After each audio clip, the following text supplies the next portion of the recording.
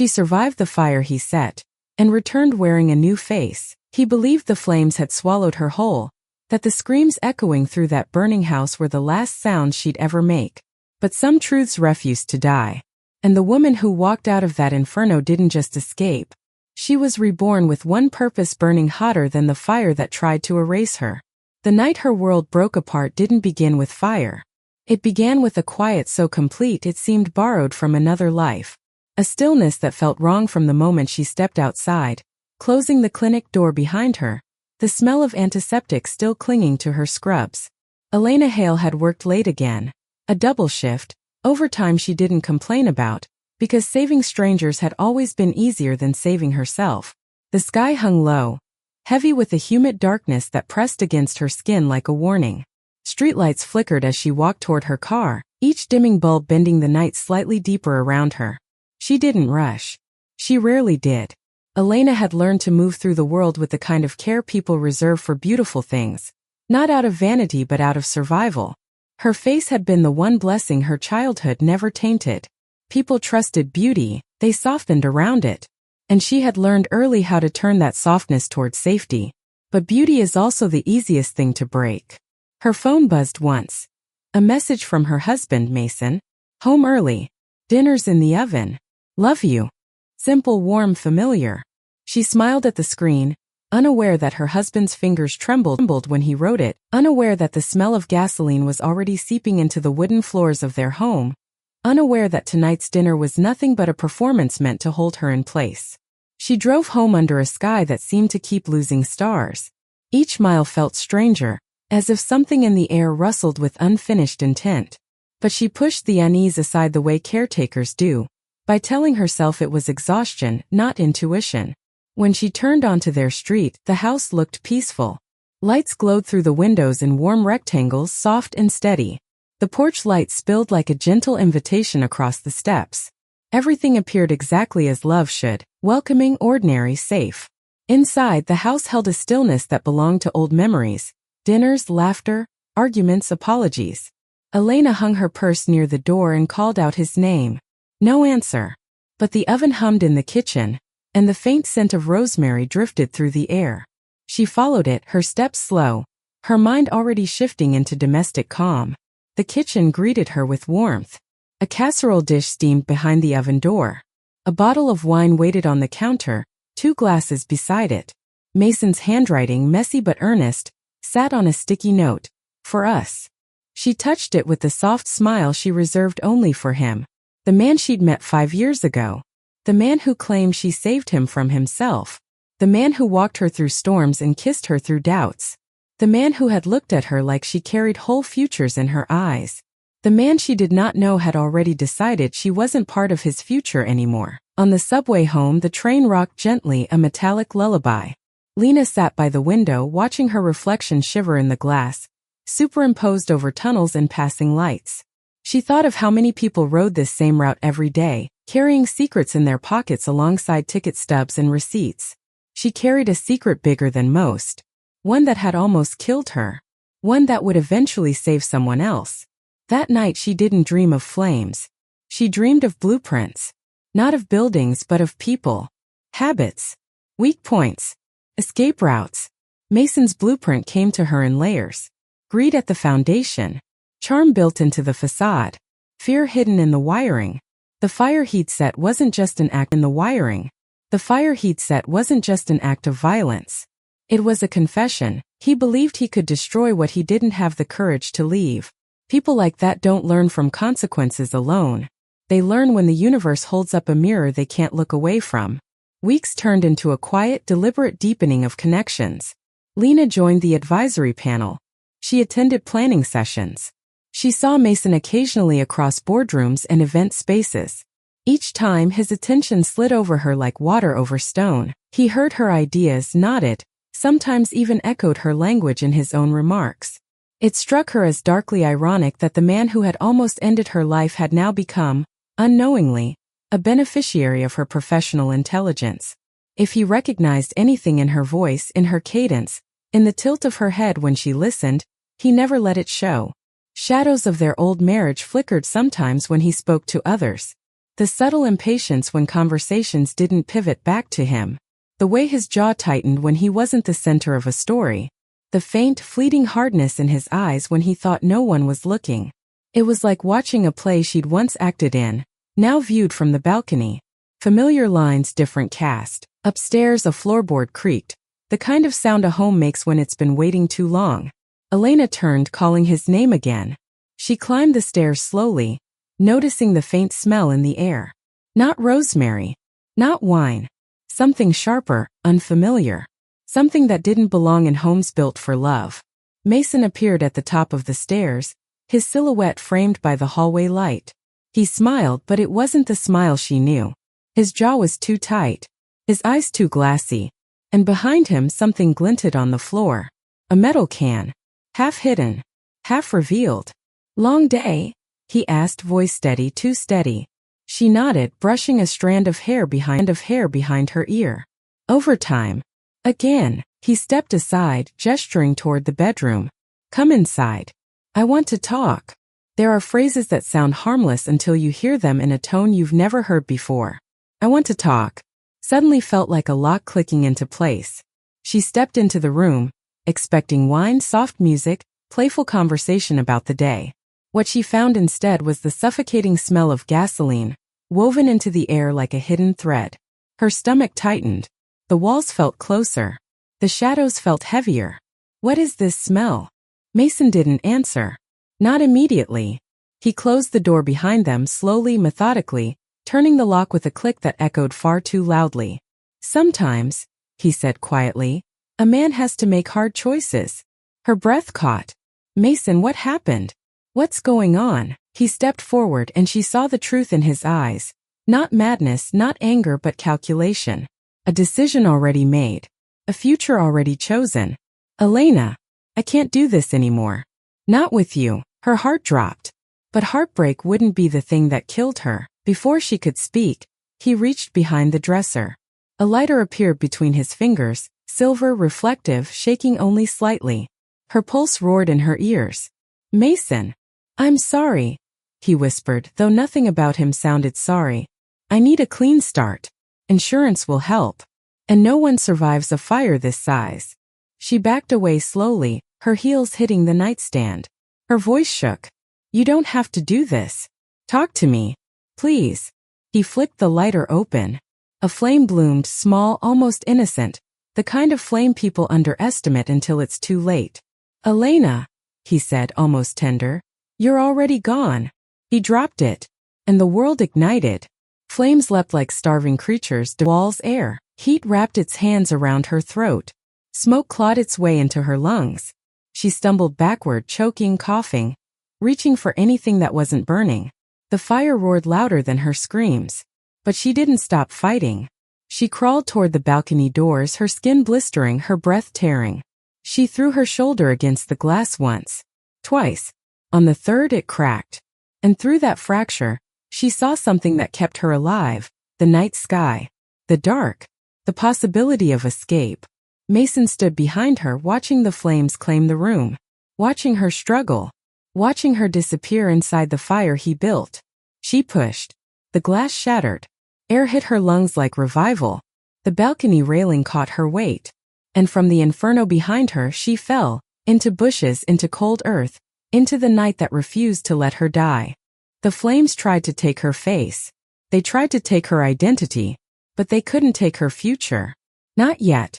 And certainly not from a man like Mason Hale.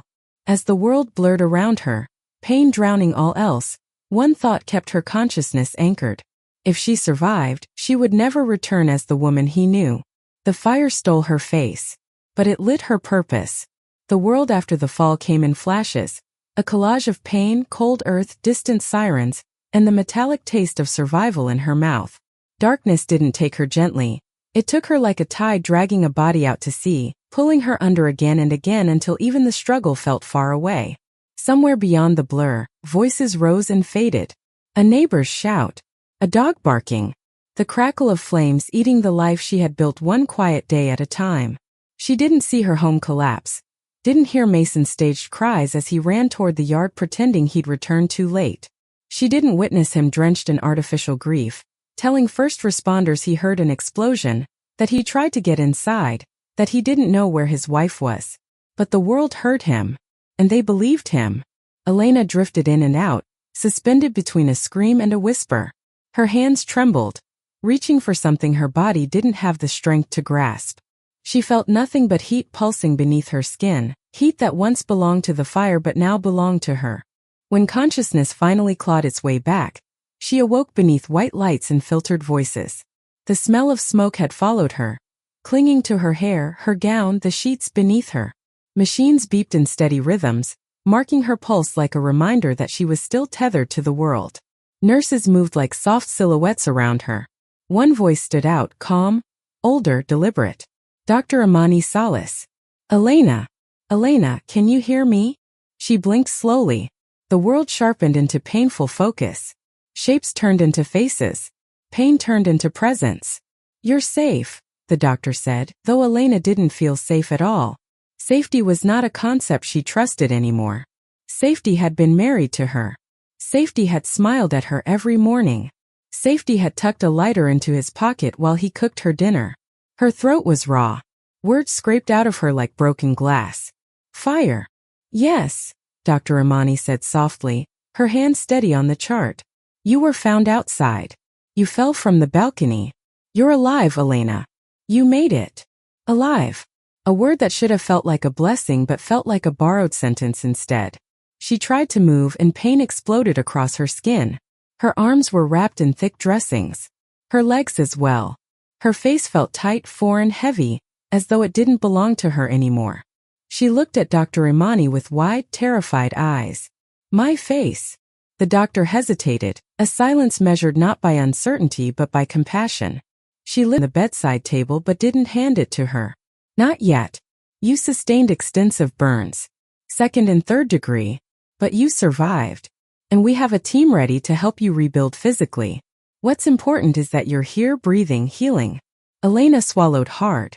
Did someone save me? No, the doctor said gently.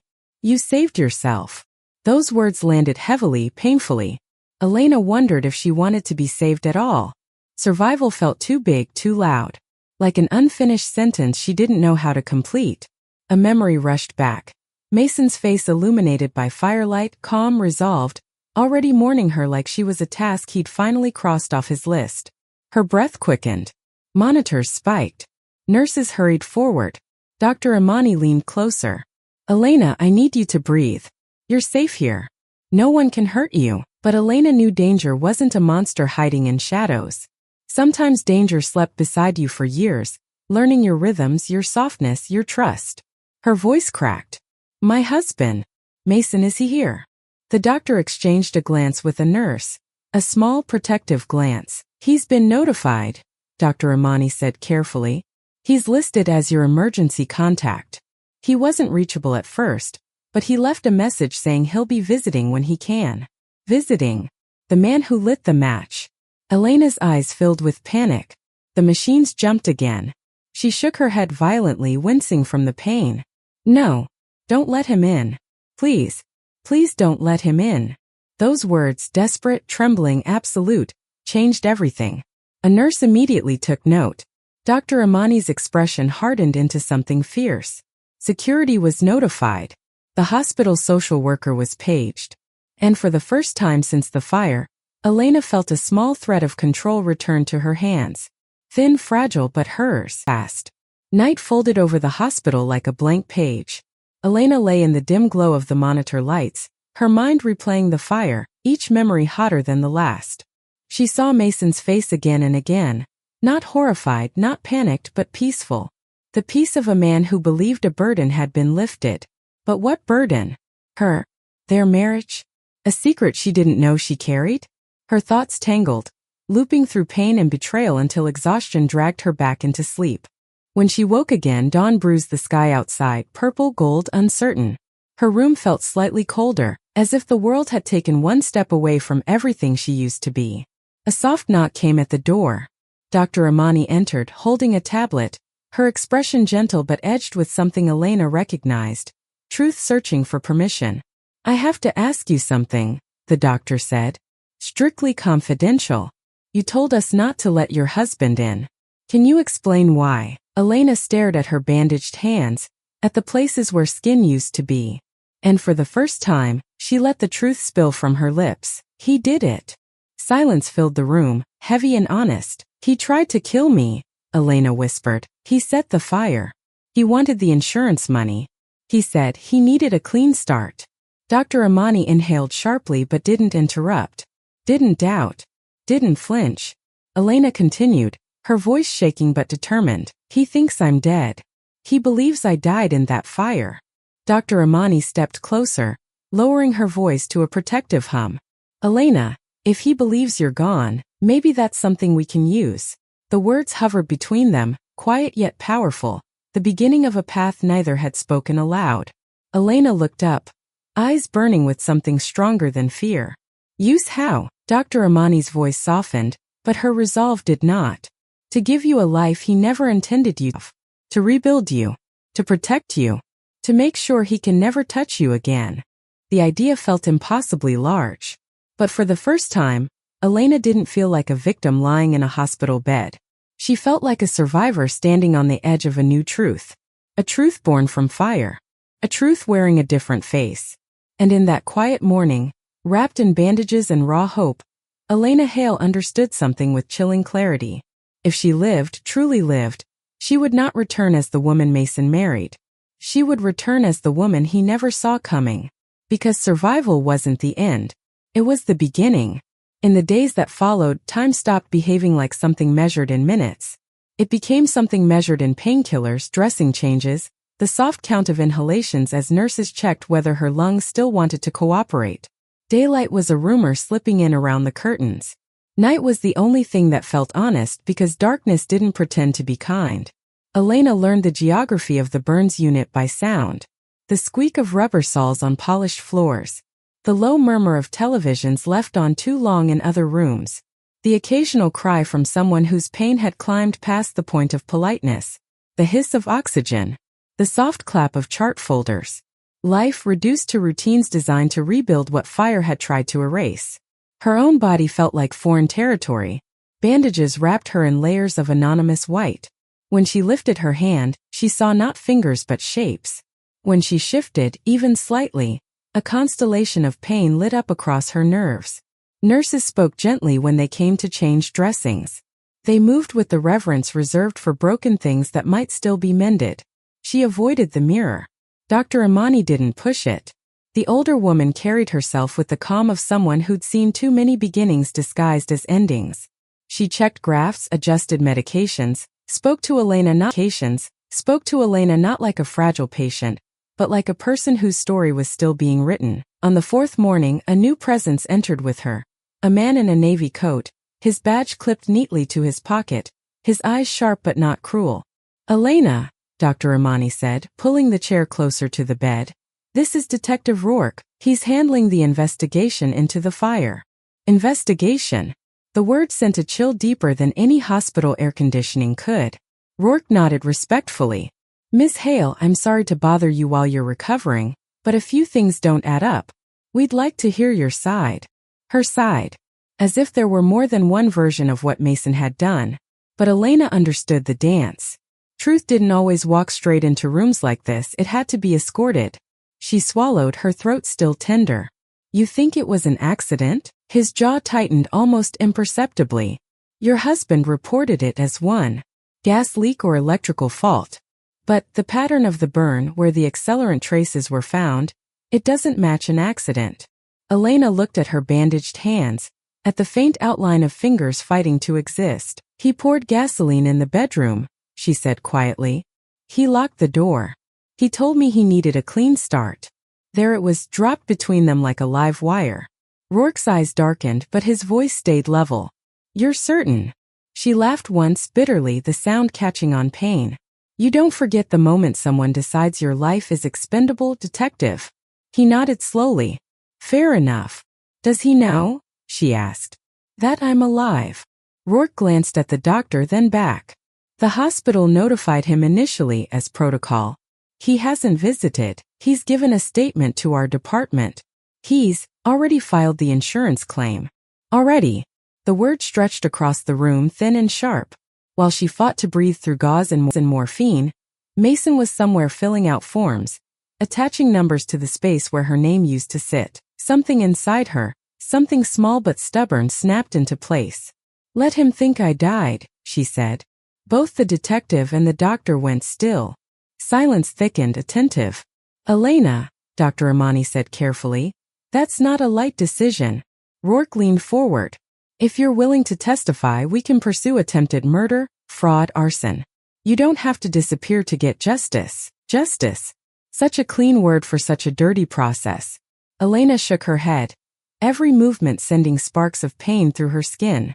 "I lay in that bed," she whispered, "and realized something. If I come back as Elena Hale, I come back as his victim. As the woman who was almost burned to death by her husband. Every headline, every whisper. I'd be his story forever." She looked up, eyes blazing through the swelling. "But if he thinks I died, I get to decide who I am next." The detective studied her for a long moment, weighing procedures against the living person in front of him.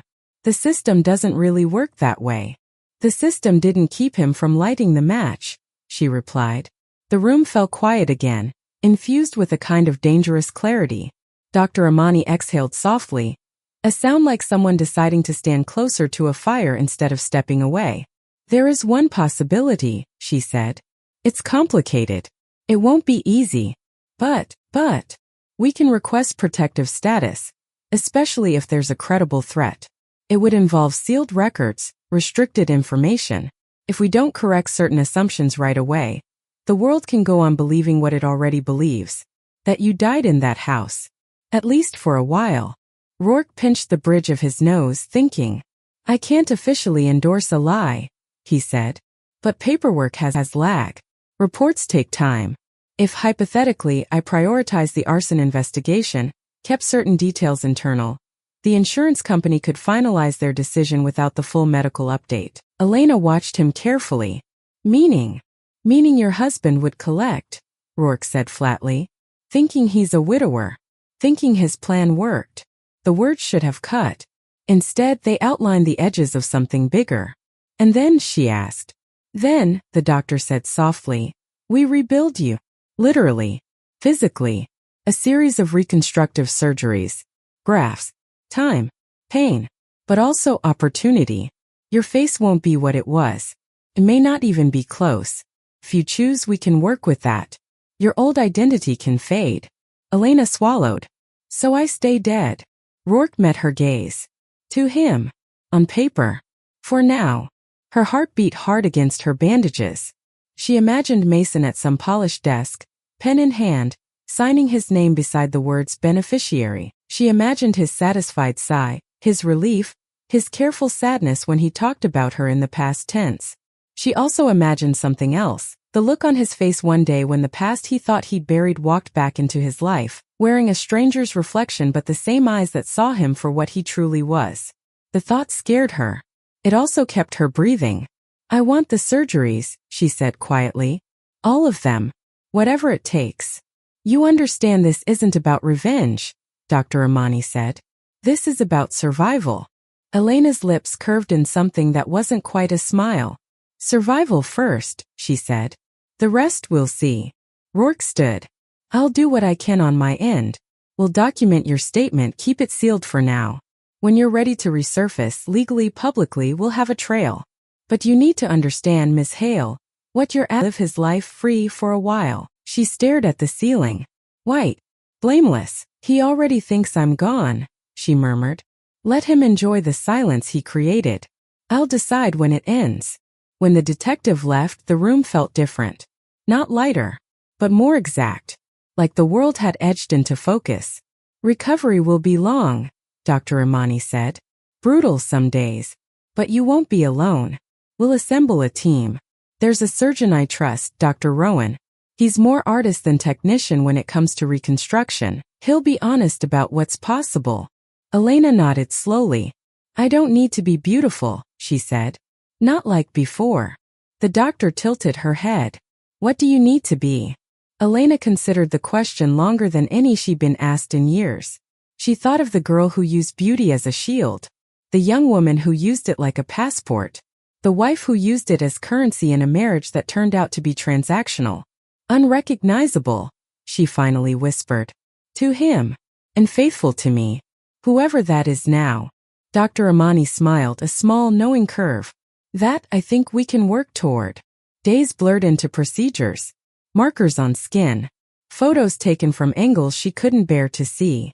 The first time they sat her up and handed her a mirror, she almost refused. But hiding from herself would have been a second kind of death. The face that stared back was swollen, mottled, interrupted by grafts and stitches. Some sections were raw pink, others a patchwork of tones. Her lips looked unfamiliar. Her cheekbones shifted slightly differently when she frowned. One eyebrow was gone entirely. Her eyes somehow were still hers. Elena inhaled sharply. Not out of horror but out of shock at how alive a ruin could look. Over time, Dr. Rowan said from beside her. His voice clinical but kind. Swell. Grafts will settle. We have options, structural, aesthetic. We can reconstruct features close to your original appearance. Or, we can chart something new. Subtle changes or more pronounced ones. It's your choice. Her fingers tightened around the mirror. She traced the outline of her new jawline with her gaze, not her hands. What would my old face look like, she asked quietly, if we tried? The surgeon pulled up an image on his tablet, an old photo from her ID records. The woman in the picture had luminous skin, delicate symmetry. The kind of face that turned heads, opened doors, invited both admiration and envy. Elena studied it like it belonged to someone she used to know, but hadn't liked enough to stay in touch with. I don't want her back, she said. Dr. Rowan blinked. Most patients ask for restoration. I'm not most patients, she replied. She died in that fire. And even if you painted her back onto me, every time I looked in the mirror I'd see him. His gaze. His hands. His lighter. She lowered the mirror slightly. I want a face he wouldn't recognize in a crowd. A face that doesn't owe him anything. The surgeon nodded slowly. In that case, we design forward. Design forward. The phrase lodged itself in her mind, right next to survival and truth. Weeks turned into months. Skin learned to knit itself over foreign landscapes. Muscles relearned expressions. Scar tissue pulled and eased as therapists stretched, massaged, taught her how to inhabit this body with less pain each day. There were setbacks, infections, fevers, nights where the scars seemed to glow with their own cruel heat. But there were also small victories. The first time she laughed at a nurse's bad joke, the first time she walked the length of the corridor without help, the first time she woke from sleep and didn't smell smoke that wasn't there. Between surgeries, paperwork moved quietly in the background. Her death certificate was processed. Her remains were logged as unrecoverable in the blaze. Insurance forms were approved. Somewhere in a house rebuilt or replaced, Mason signed closing documents on his grief. Detective Rourke visited rarely, always careful, always with updates delivered in a low, even tone. He bought a new condo, he reported once, standing at the foot of her bed. Downtown. Top floor Riverview.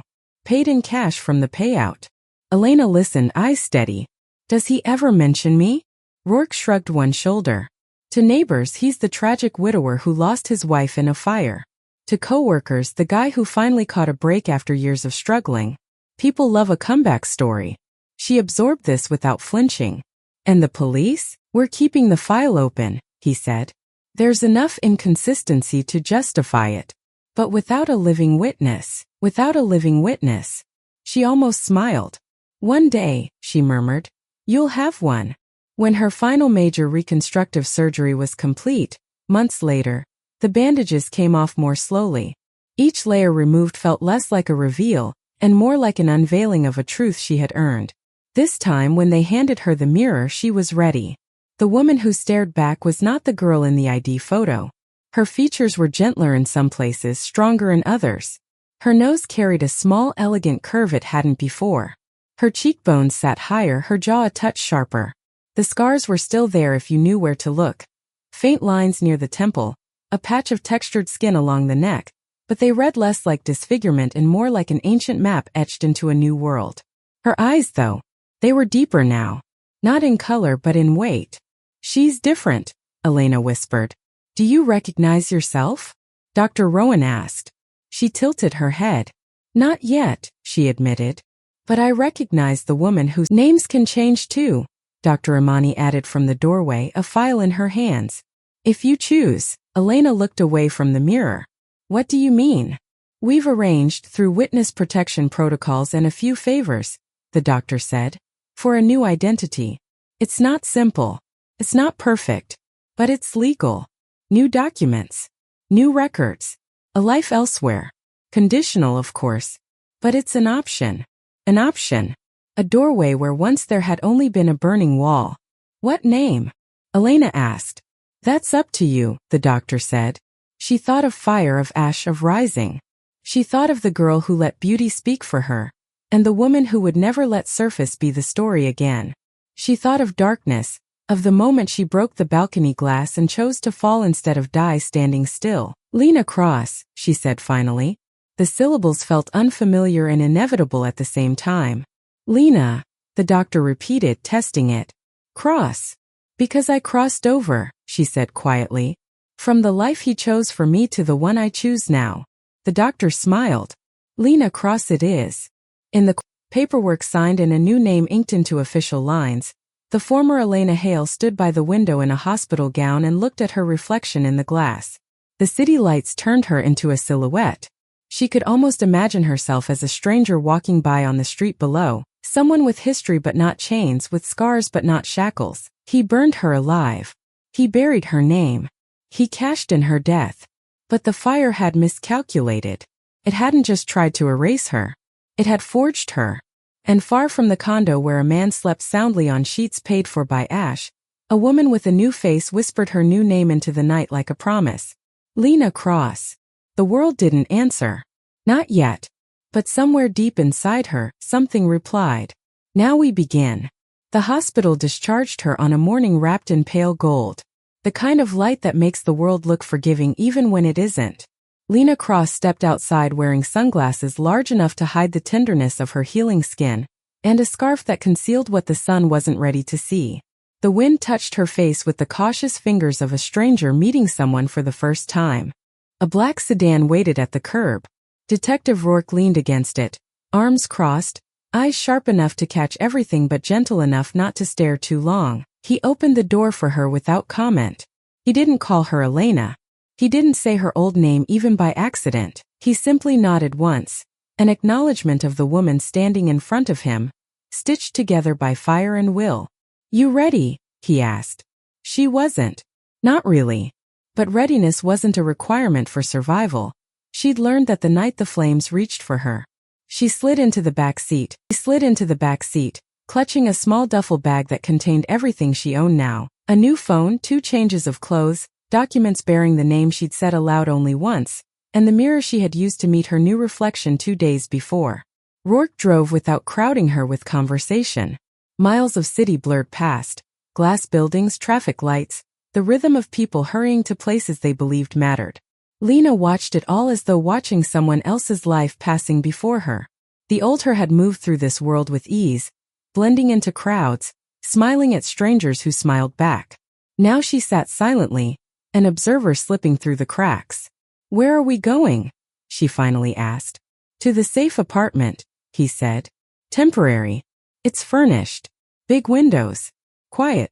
No one knows you're there. Good. Her voice felt steadier than she expected. He glanced at her in the mirror. You'll need time to adjust. Systems will update your identity slowly. For now, keep a low profile. She nodded. Low profile was all she could manage anyway. As they crossed the bridge into a quieter district, Lena realized she didn't miss her old life.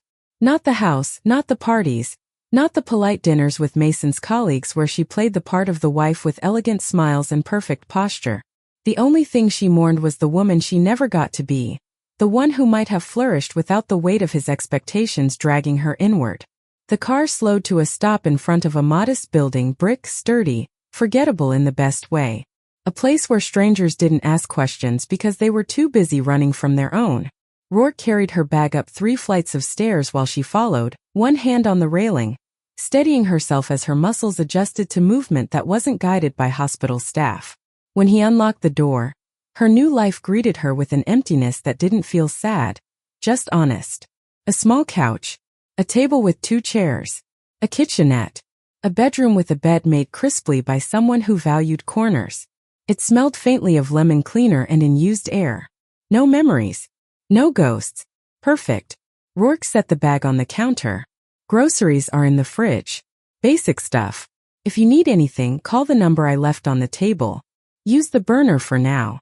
She nodded, walking slowly around the space, touching surfaces like she was learning their names. The countertop. The window ledge. The arm of the sofa. Everything unfamiliar. Everything kind. When will they finalize? She paused, searching for the right word. Death was too dramatic. Deceased too formal. Gone too poetic. Your file, Rourke offered. It's already done. Your husband has the official confirmation. A muscle pulsed near her temple. How did he take it? Rourke's jaw tightened. Calm. Collected. Spoke about you like he lost a beloved tragic partner. Very convincing. Lena didn't flinch. Pain had already washed its way through every part of her. Only clarity remained. He'll move on, she said quietly. Yes, Rourke replied. He already has. New car. New condo. New routines.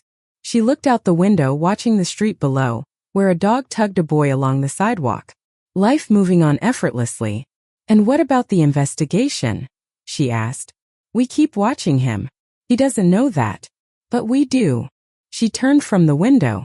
I'm not ready to testify. Not yet. His voice softened. I know. Thank you, she said. Rourke shook his head. When you're ready, not a day sooner. Take your time. He hesitated, then pulled a folded paper from his pocket and set it on the counter. This is your new world. New ID. New number. New medical info. Protect it. She looked at the envelope like it was a fragile animal. I will. He nodded once more, then stepped back toward the door. You're not alone, he said. Even if it feels like it. Then he left, and the door clicked shut with a quiet finality. For a long moment Lena simply stood in the middle of the small apartment, arms hanging loosely at her sides, the silence settling around her like soft fabric. She didn't feel frightened, or overwhelmed, or lost. She felt suspended, as if standing at the edge of a shoreline she'd never approached before. She walked to the bathroom, flicked on the light, and faced the mirror. No sunglasses. No scarf. Just the woman she was still learning to inhabit. Her reflection didn't frighten her anymore. The scars, the changes, they were the map of a war she had survived. She touched her cheek gently, surprised at how natural the gesture felt. This is me, she whispered, the words soft but confident. This is who lived. The apartment swallowed her voice mind. The next days unfolded slowly, like pages of a book settling under their own weight. She established small routines, morning tea, short walks around the block, physical therapy exercises that stretched new skin and reminded old muscles of their purpose. She cooked simple meals, read news on her phone, avoided mirrors unless she was ready for them. But at night, when the world quieted, her mind drifted to him. Mason. She pictured him in his new condo, drinking his preferred bourbon, watching the news, perhaps glancing at her old wedding photo before setting it aside with a sigh meant for sympathy, not grief. She imagined him laughing with friends, claiming he was doing better, taking it one day at a time. She imagined him dating again, or maybe he already had someone. Maybe the fire wasn't just about money. Maybe it was about erasing a chapter he'd grown bored of. Maybe the lighter had been the final punctuation on a sentence he'd rehearsed for months. Every time her thoughts sketched the outline of his face, something cold flickered in her chest. But it wasn't hatred. Hatred was loud and sloppy. What she felt was quieter, sharper, more deliberate.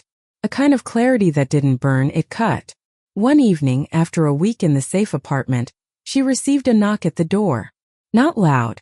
Not alarming. Just a polite request for attention.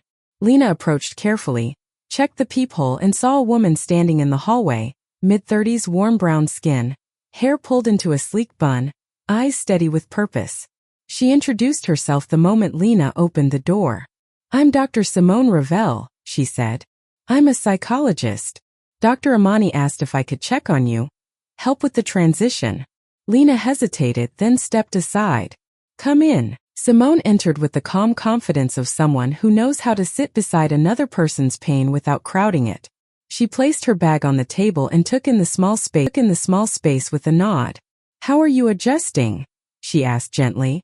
"Slowly," Lena replied. "Everything feels blank, which is good, but also strange." "Blank can be a beginning," Simone said, sitting down. "A place where identity rebuilds itself without old expectations pulling at it." Identity. The word landed differently now. Simone studied her thoughtfully. "Do you want to talk about him?" "No," Lena said, then revised. "Not yet." Fair. The session wasn't a session, not formally. They talked about her routines, her fears, the silence of the new apartment, the way she sometimes woke in the night expecting alarms or flames. Simone offered grounding techniques, not platitudes. Breathing exercises. Visualization methods. Ways to anchor in the present instead of drifting back through smoke.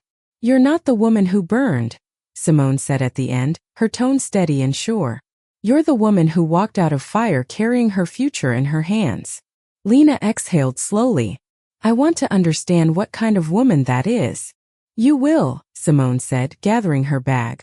"You'll meet her piece by piece." After she left, Lena sat at the small table and looked again at the envelope holding her new identity. She slid the papers out: driver's license, birth certificate, health card. Her new name printed cleanly. Lena Cross. She traced the letters with her fingertips. This was her. Not the woman Mason married. Not the woman he tried to kill. Not the woman who fought through flames. But the woman who rose from them. Days later, while walking through a quiet park near the apartment, hoodie up, sunglasses on, she overheard two women talking on a bench. "Did you hear about that fire months ago?" one said. "The wife died. Such a tragedy." "What about the husband?" the other asked. "He's doing okay, I think.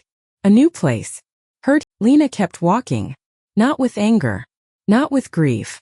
But with purpose. She was invisible now. And invisibility was power. Back at the apartment, she opened her laptop. The screen reflected briefly in the window, a ghostly outline of her new face behind the glass. She typed Mason Hale into the search bar, slowly, deliberately, as if she were touching a wound without letting it bleed. The results loaded. Photos, articles, social profiles. And there he was, smiling in a picture taken only a week ago. Glass in hand, arm around a woman she didn't recognize. His caption read, "Finding light again after a dark chapter." Lena leaned back in her chair. No tears. No shaking. Just a quiet decision forming like a steady flame. He didn't recognize her face now, but one day he would learn her name. Lena Cross wasn't done. Not even close.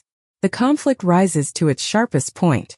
Lena begins to move from survival into strategy. Mason's world starts to fracture under the weight of the truth he thinks he buried. This is the act where the fire that made her begins to burn its way into his life, quietly, deliberately, mercilessly. Lena's new world settled into a rhythm that felt almost gentle on the surface, but beneath it ran a steady undercurrent. Something quieter than anger, sharper than grief. A kind of focused stillness. Each morning she woke before the sun, not because she was restless, but because dawn felt like a promise. A reminder that she'd stepped into a life that still had room to unfold, even if she had to build that room herself. Every day she walked a little farther, talked a little more with Simone, rested a little less between therapy exercises. Her skin tightened, loosened, adapted. Her muscles remembered their work. Her voice steadied into something with depth instead of hesitation. She began to reclaim her body piece by piece.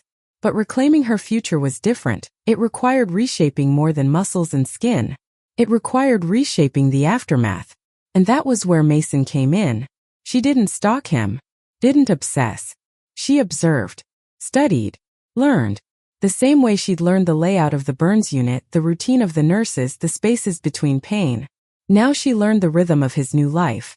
Not from a place of longing, but from a place of understanding the kind of man she was dealing with.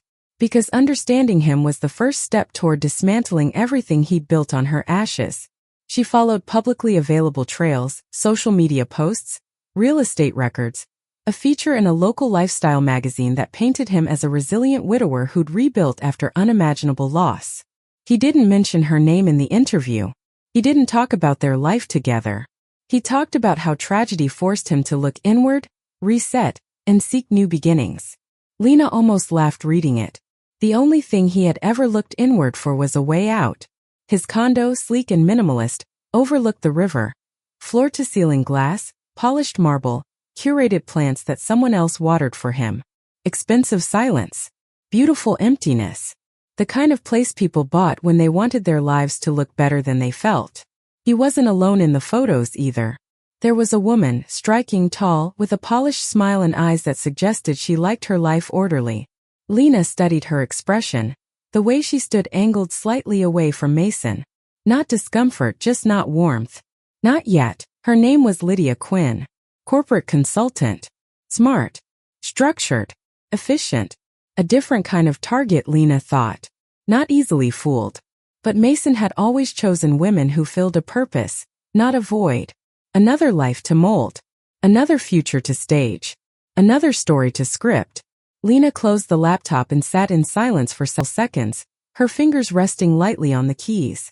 Mason was building again.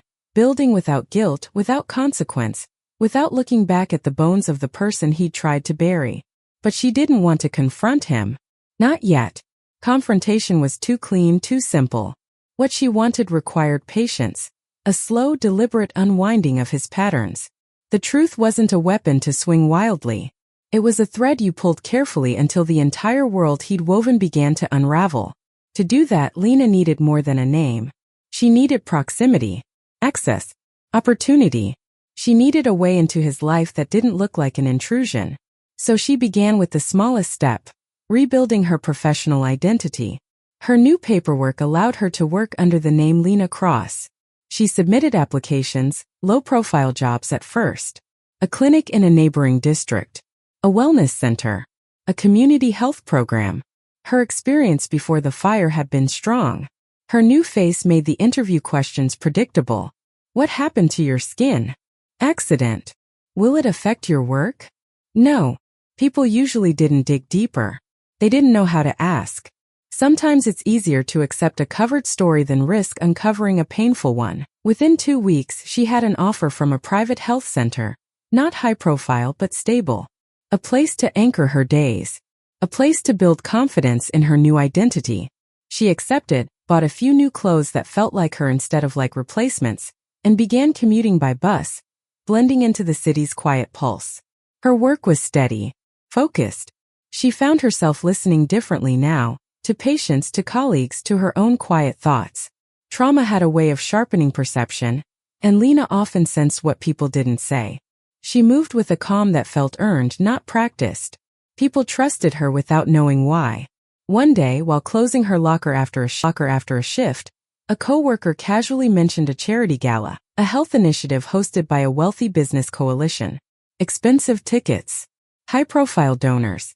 A silent auction. Her coworker groaned, complaining about the required volunteer hours. It's always the same people, the woman said. Investors. Business owners. Those perfect couples who take pictures in front of floral walls like they invented compassion. And then she said a name Lena hadn't heard spoken aloud by anyone since the fire. Mason Hale. Lena froze, the locker door half closed. He's on the donor list, the woman continued. New money guy. Tragic story. Lost his wife. Handsome too if you're into the polished type. Lena's heartbeat didn't race, it slowed. Measured. Intentional. Her coworker kept rambling about dress codes and seating charts. But Lena's mind raised a different image. A ballroom, soft lights, clinking glasses, a crowd of people who didn't know the truth, and Mason standing among them wearing his widower's sympathy like a tailored suit. That was when her plan began to crystallize. She didn't need to break into his life. He would walk right into hers. The next day she signed up as a volunteer for the gala. Her coworker joked about the unlucky assignment, but Lena simply smiled. As preparations approached, Lena met with Simone again. The psychologist sensed the shift before Lena even sat down. You're different today, Simone said, crossing her legs, watching carefully. Settled but sharper. Lena leaned back, her voice steady. There's an event coming up. Mason will be there. Simone exhaled slowly. How do you feel about that? Like I'm walking toward a fire, Lena said. But this time I'm not walking in blind. Simone nodded, choosing her words carefully. Seeing him again could trigger a lot. Fear. Anger. Memory. You need to know what you want from that moment. Lena thought about it. She didn't want drama. Didn't want to reveal herself. Didn't want him to see her and unravel the entire plan before it even began. I want to see him, she said. See him living the life he built after mine. See who he is without me. Understand the man who walked away from the flames. Simone held her gaze. And then, Lena said, voice low, I'll know how to take it apart. The night of the gala arrived with soft music drifting through tall glass doors and a golden glow spilling into the street. Lena dressed simply, a long black dress, hair pulled back, makeup minimal but precise. Her scars were faint beneath the warm lighting, softened by the careful hand of a woman who had learned to present herself without apology. She wore no jewelry, no adornments, nothing that tied her to any past version of herself. The volunteer badge hung discreetly around her neck. She entered the ballroom through the staff corridor, slipping into the quiet rhythm of preparations. Servers lined up trays. Coordinators adjusted decorations. The string quartet rehearsed softly in the corner. Lena moved among them unobtrusively, as though she'd always belonged in the spaces people didn't notice. When the doors opened to guests, the air shifted, a mingling of expensive perfume, champagne, laughter, and the low hum of conversations meant to impress. Lena watched from the periphery, scanning the crowd with the quiet precision of someone reading a room rather than basking in it. Half an hour passed before she saw him. Mason walked into the ballroom with Lydia Quinn at his side. His suit crisp, his expression confident, his hand placed lightly on Lydia's back, as if guiding her into a world he believed belonged to him. He looked untouched by tragedy, untouched by guilt, untouched by anything resembling remorse. He looked free. Lena didn't breathe at first. Not because she feared him, but because seeing him alive, casually, comfortably alive, after everything he had taken from her, sparked something slow and molten inside her chest. He scanned the room, greeting acquaintances, shaking hands, smiling easily. Lena kept her distance, staying in the shadow of a floral arrangement as he passed by. He didn't look twice at her, didn't sense anything, didn't feel the gravity of the woman watching him. To him she was nobody, a volunteer, a face in the crowd, a stranger with dark hair and calm eyes, exactly what she needed to be. She observed him for the rest of the evening the way one studies a blueprint before tearing down walls. She watched his gestures, the way he interacted with donors, the charm he used like a tool. She saw how Lydia softened slightly around him, unaware she was stepping into a story still smoldering underneath its polished surface. When his laughter rang out across the room, Lena's jaw tightened, but not with pain, with purpose, because she understood something that evening. Mason hadn't just built a life without her, he'd built it on the assumption that she no longer existed, that the truth was buried, that fire had erased the only witness he feared. But fire doesn't erase truth. It reveals what you become afterward. And Lena Cross was no longer the woman he'd tried to kill. She was the ghost he'd created, the one he would never see coming. The gala ended the way expensive nights always do, with slow goodbyes, clinking glasses losing their energy, and a carpet littered with the quiet evidence of celebration. Half-empty flutes, folded napkins, the faint scuff of shoes that walked in pretending they belonged and walked out hoping no one had noticed where they didn't. Lena stayed behind with the volunteers, stacking chairs, clearing tables, helping staff reset the room back to its original, neutral emptiness. From the corner, she watched Mason and Lydia depart. He placed a guiding hand at the small of Lydia's back, leaning in to say something that made her smile politely, not fully. There was still distance there. Not love. Not yet. Just potential he'd already started rehearsing how to ruin. He didn't look back into the room. He didn't see Lena standing half-shadowed behind a centerpiece, anonymous and calm. If there was any justice in the world, some quiet part of him would have felt something, an unease, a chill, a small tremor in the air whispering that buried things don't stay buried.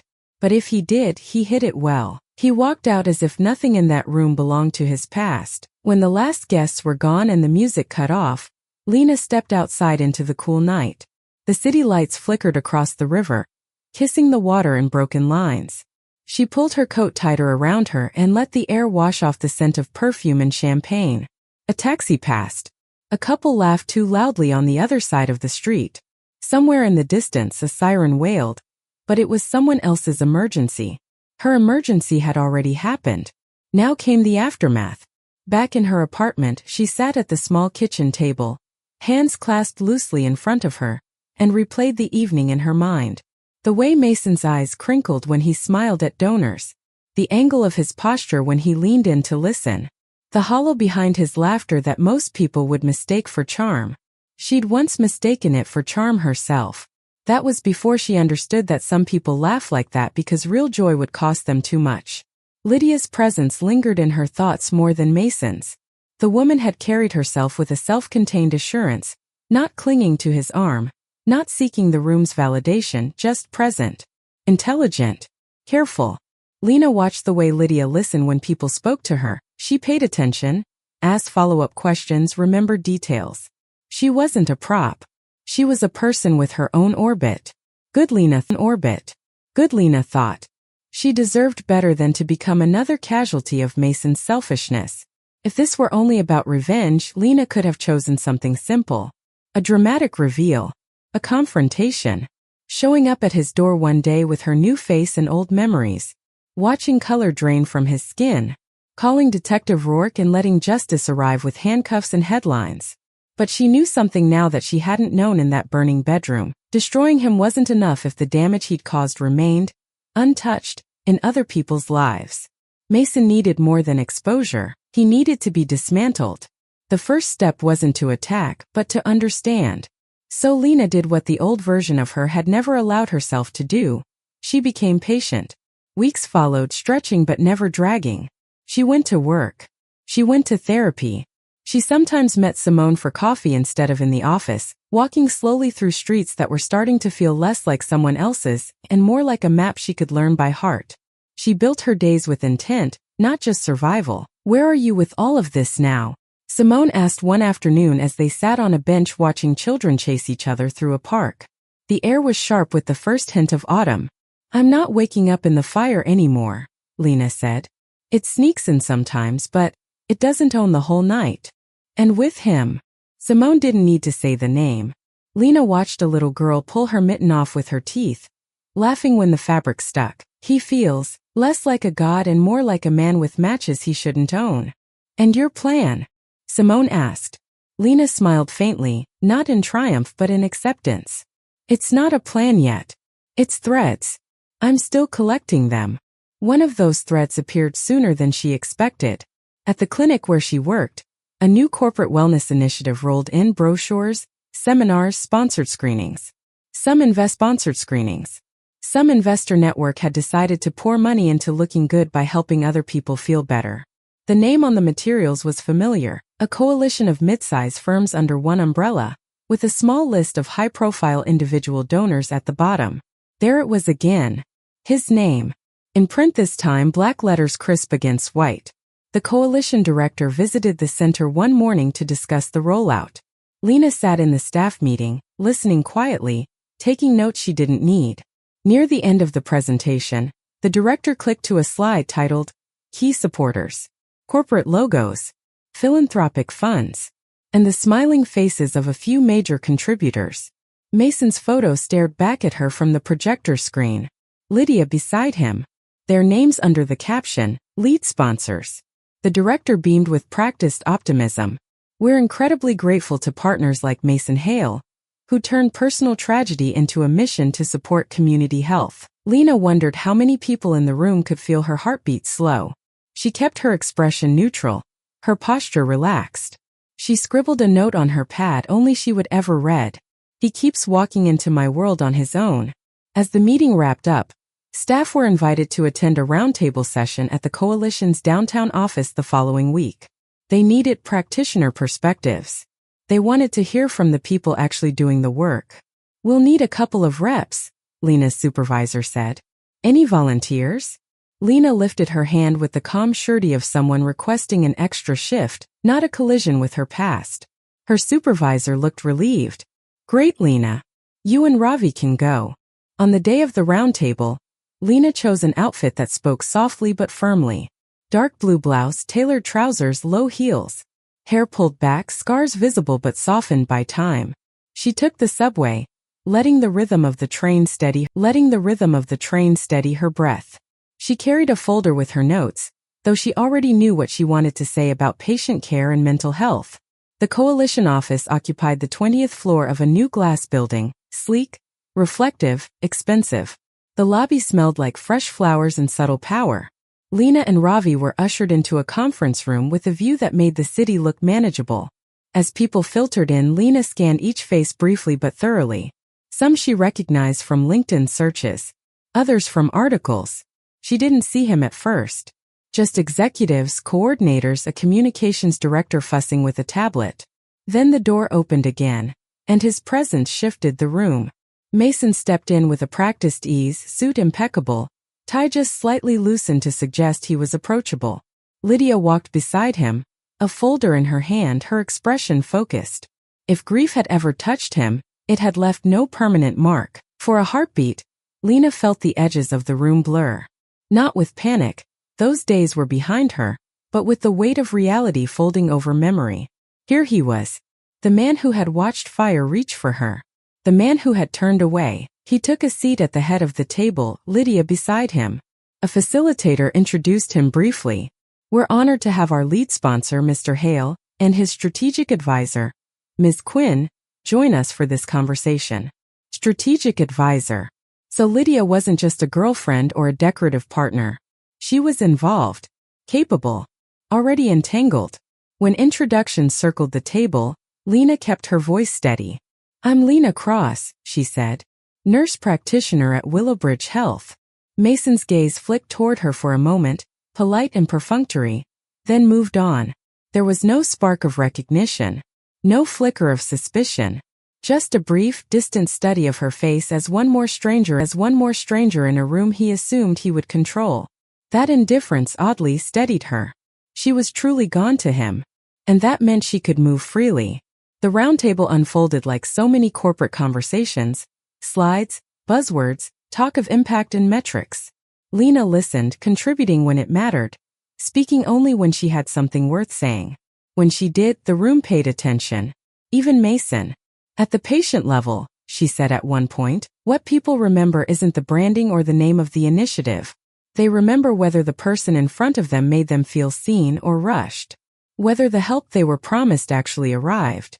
You can't build trust with posters. You build it one conversation at a time. There was a quiet in the room that hadn't been there before. Lydia looked up from her notes, eyes briefly softening with interest. Mason observed her with the assessing curiosity of a man who prides himself on spotting useful people. The facilitator nodded eagerly. Exactly the grounded perspective we're hoping to bring into our planning. Mason leaned forward slightly, focusing on Lena. Miss Cross, right? He said. How long have you been with Willowbridge? For a heartbeat, the world narrowed to just his voice and the careful shape of her response. Not long, she said. But I've been in patient care for years. Your insight is refreshing, he said, the compliment smooth, generic. We could use more voices like yours in our advisory groups. She met his gaze directly and let him see nothing but professionalism. I'd be glad to contribute where I can. There it was. The first thread. The first voluntary invitation from the man who believed he'd erased her. After the meeting, as people mingled and exchanged cards, Lydia approached her. Up close, Lena could see faint lines at the corners of her eyes, a life lived awake, not coasting. She extended a hand. Lena, is it? Lydia said. Lydia said. I liked what you said about trust. A lot of our models forget the human part. Lena shook her hand, feeling the warmth of someone who still hoped systems could be kind. Thank you, she said. Sometimes the human part is the only part that works. Lydia smiled at that. I'm coordinating our follow-up panels. If you're open to it, I'd like to loop you in. We need practitioners who aren't afraid to talk about what's broken. Loop me in, Lena replied. I'm not afraid. It wasn't friendship. Not yet. It was proximity. And strangely, under the architecture of strategy, there was something else, genuine respect. Lena liked Lydia against her will. That made everything more complicated. It also made her more certain of one thing. Whatever came next, she wouldn't let this woman burn. Lydia, however, noticed more. Not about Lena's past, but about her presence. After one long session reviewing mental health access, they found themselves in the lobby waiting for rides.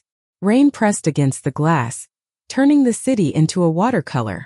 "You're oddly calm about all this," Lydia said, adjusting her coat. "Most people get dazzled by the donor side or intimidated. You just say what needs to be said." Lena shrugged softly. "Fire burned through a lot of my fear," she replied without thinking, then paused. The words had slipped out more raw than she intended. Lydia glanced at the faint scars along her neck, then back at her eyes. "You mean that literally, don't you?" Lena held her gaze. This was a crossroads. She could lie. Or she could give a fragment of the truth stripped of its context. "Yes," Lena said. "There was an accident. A long time ago. The kind you don't come back from as the same person." "I'm sorry," Lydia said, and it didn't sound like a reflex. It sounded like recognition. "That must have been," Lena finished for her. "Painful, yes. But clarifying." Lydia nodded, tucking that piece of information away not as gossip, but as explanation. "That tracks," she said softly. "You carry yourself like someone who's done believing life owes her anything." "It doesn't," Lena said. "And that can be freeing." The conversation was interrupted by the arrival of Mason's car. He emerged from the elevator, checking his phone, barely glancing up. "Ready?" he asked Lydia. She nodded and stepped toward him, then paused to turn back to Lena. "I'll email you about the next session. Don't disappear on me." The words hung in the air for a moment longer than they should have. "I'm not going anywhere," Lena replied. As the car pulled away, Lena watched the taillights vanish into the rain. Then she turned and started walking home, the city's wet pavement reflecting every streetlight twice. Simone would later call Act 4 in Lena's story the dangerous middle. Not because of what had happened yet, but because of what could. It's the point where trauma survivors start to move beyond their own world of injury and step into rooms that can trigger every old wound, rooms that also hold the keys to their future. "Revenge is a seductive idea," Simone said in one session. "It promises relief. But it's rarely that simple." "I know," Lena said calmly. "Do you?" Simone asked. "What do you want truly when you picture the end of this?" Lena thought about it for a long time. She could see it. Mason exposed, his money seized, his reputation destroyed. She could imagine newspapers, handcuffs, shock on his face when he realized his victim refused to stay dead. But beneath all of that, something deeper stirred. "I don't care about his money," she said finally. "Or his image. Not really. I care about being the one who decides how this story ends. Not him. Not the fire. Me. And what about the woman in it now? Lydia." Lena closed her eyes for a second. "She's smart," she said. "She'll sense it when something's wrong. I want to make sure she sees the truth before it burns her too." "You can't control her choices," Simone reminded her. "No," Lena agreed. "But I can make sure she's not walking blind into a house that already smells like gasoline." Emotional escalation doesn't always look like screams and confrontations. Sometimes it looks like a woman sitting in a quiet apartment, surrounded by clean dishes and folded laundry, mapping out a life that will lead her one day to stand in front of the man who tried to erase her, with the power to decide what he loses, when and how. By the time autumn settled fully over the city, the tension in Lena's world was no longer the raw terror of survival. It was the tight, humming wire of a bow drawn back, arrow not yet loosed. She had proximity. She had insight. She had a growing trust with Lydia, who now emailed her about panel notes and occasionally about nothing important at all, funny articles, bad coffee in the office, a random thought about how some people wear grief like a costume. Lena read every word carefully. Mason remained oblivious, confident, unbothered. He continued to play the part of the benevolent donor, the man who turned heartbreak into charity. He stood on stages and told polished versions of a story in which he was both victim and hero. He didn't know that in the back of some of those rooms, a woman with a new face and an old memory was listening, memorizing each lie he told. Not to confront them, but to choose at the right moment the one lie she would pull out from under him that would make the rest collapse. The fire he set had changed her. Now, without a single spark, She was changing the air around him. He just hadn't smelled the smoke yet. And that was the most dangerous part of all, because the woman he thought he'd killed wasn't coming back in rage. She was coming back in control. The turning point. A truth slips. A truth slips. A mask cracks. And the transformation that fire began reaches its first irreversible point. The city was starting to fold into winter. Trees thinned into bare silhouettes. Sidewalks glistened with the fine sheen of cold. And people hurried from place to place with chins tucked into their coats. Lena felt the season changing in her own body too. Not physically, her recovery had become steady, but emotionally, something was tightening, sharpening, preparing. If the early acts of her new life were about survival and caution, Act 5 began like the moment a diver realizes she's far enough from shore that turning back would be its own kind of drowning. She had gone too far to retreat. She had done too much to stay still. And she was about to learn something that would shove her deeper into the very confrontation she had been drawing silent circles around. It began at the coalition office. The advisory panel had been meeting for weeks, refining proposals, merging perspectives. Lena often worked late, reviewing drafts, adjusting recommendations, speaking in rooms where she never would have expected to stand again. Her voice had weight now. People listened. Even the ones accustomed to ignoring softer voices found themselves looking her way. Mason entered these meetings with a confidence that bordered on entitlement, but he always acknowledged her contributions. A nod, a comment, the occasional sidelong glance of curiosity. To him, she was an articulate expert, someone useful but peripheral. Someone he assumed he could charm or co-opt the way he had with so many others. And he tried. "Grab coffee after the meeting?" he asked once. After a particularly successful brainstorming session. "I'd love to hear more of your ideas on the outreach side. You have a perspective we're missing." His tone was friendly, even flattering, but Lena saw the machinery behind it. Mason never invited someone into conversation, unless he believed they could be leveraged. She declined with a professional smile. "Another time, maybe. I have a patient consult." He nodded, masking a faint flicker of irritation behind a pleasant expression. It wasn't rejection that bothered him. It was lack of access. He'd get used to it, she thought. But it wasn't Mason who triggered the turning point. It was Lydia. The two women crossed paths more often now, meeting for one-on-one check-ins, coordinating presentation details, talking about everything from community mental health gaps to the quiet exhaustion that comes with consistently holding your life together for people who assume you always have it handled. Lena liked her truly. Lydia was steady, principled, quietly ambitious, and deeply observant. There was no space in her for the vanity that thrived in Mason. She asked thoughtful questions and listened to the answers without looking for angles. Sometimes Lena forgot to guard herself around her. Sometimes she forgot that Lydia's life was intertwined with the man who had tried to kill her. But seasons don't change quietly. And truths don't stay buried, not even under fire. It happened on a weekday afternoon, when Lena stopped by the coalition office to drop off a revised proposal. The building was quieter than usual. Most staff had left for a leadership seminar. Only a few offices remained lit along the hallway, one of them Lydia's. Lena paused in the doorway when she noticed Lydia sitting at her desk, eyes hollowed by something heavier than exhaustion. Her shoulders slumped, her gaze unfocused. The confident woman Lena had grown to respect looked like she had just seen the truth shift under her life. "You okay?" Lena asked gently. Lydia blinked, startled out of her spiraling thoughts. "Oh, Lena. Sorry. I didn't hear you." "It's fine," Lena said. "You look shaken." Lydia hesitated, then pressed a hand against her forehead. "I'm fine. Just tired." It wasn't true. Lena knew because she'd spoken those same words once, after nights spent hiding bruises of a different kind. She stepped into the office and sat on the chair across from her. "If you don't want to talk, I won't push. But something's wrong." Lydia hesitated, then exhaled. "Mason," she whispered.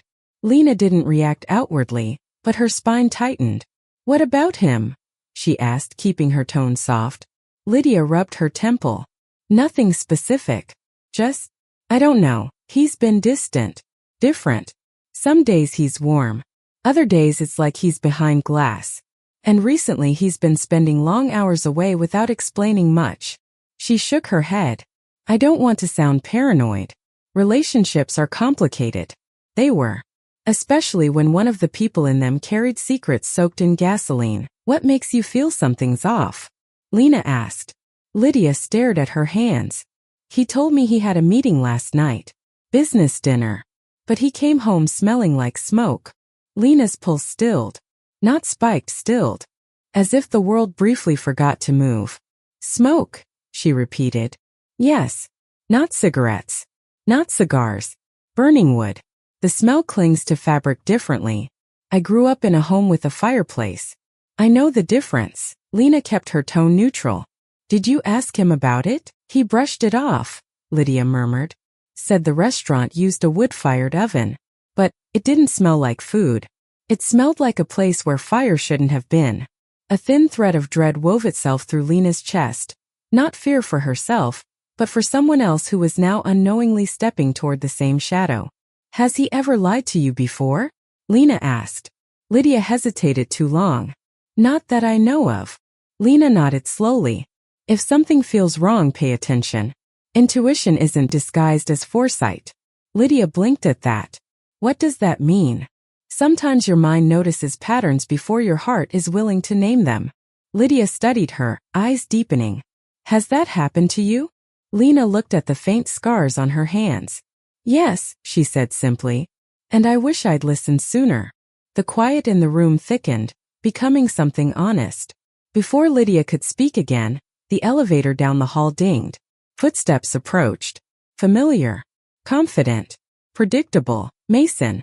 Lydia straightened immediately, wiping emotion off her face like powder. Lena stood, stepping back from the desk just as Mason walked into the office. His expression brightened with professional ease. Ladies, he said, voice smooth. Didn't expect anyone still here. His eyes flicked from Lydia to Lena, then back, assessing the air between them.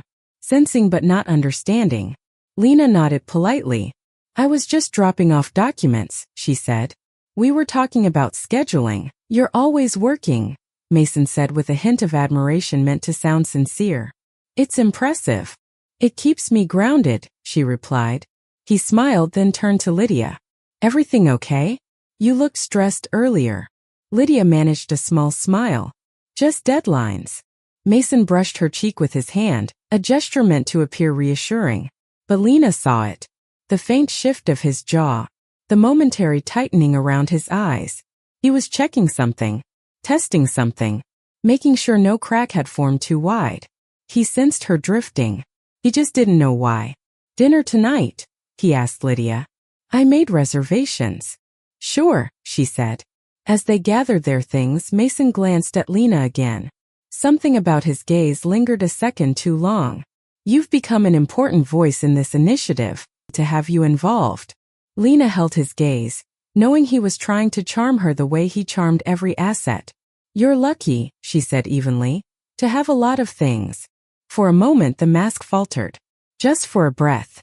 A flicker of confusion crossed his face. A subtle narrowing of his eyes. Not recognition, but something close to sensing a shift in weather. Then he smiled again. Hope to see you at the board reception next week. She nodded. You will. And then they left. Lydia with steps that carried quiet doubt. Mason with steps that carried restless certainty. When the office door closed, Lena stayed still for a long second, letting her heartbeat settle into a rhythm she trusted. This wasn't the turning point yet. Came 3 days later. She received a call from Detective Rourke. She answered immediately. You need to hear something, he said without preamble. His voice was tight-clipped.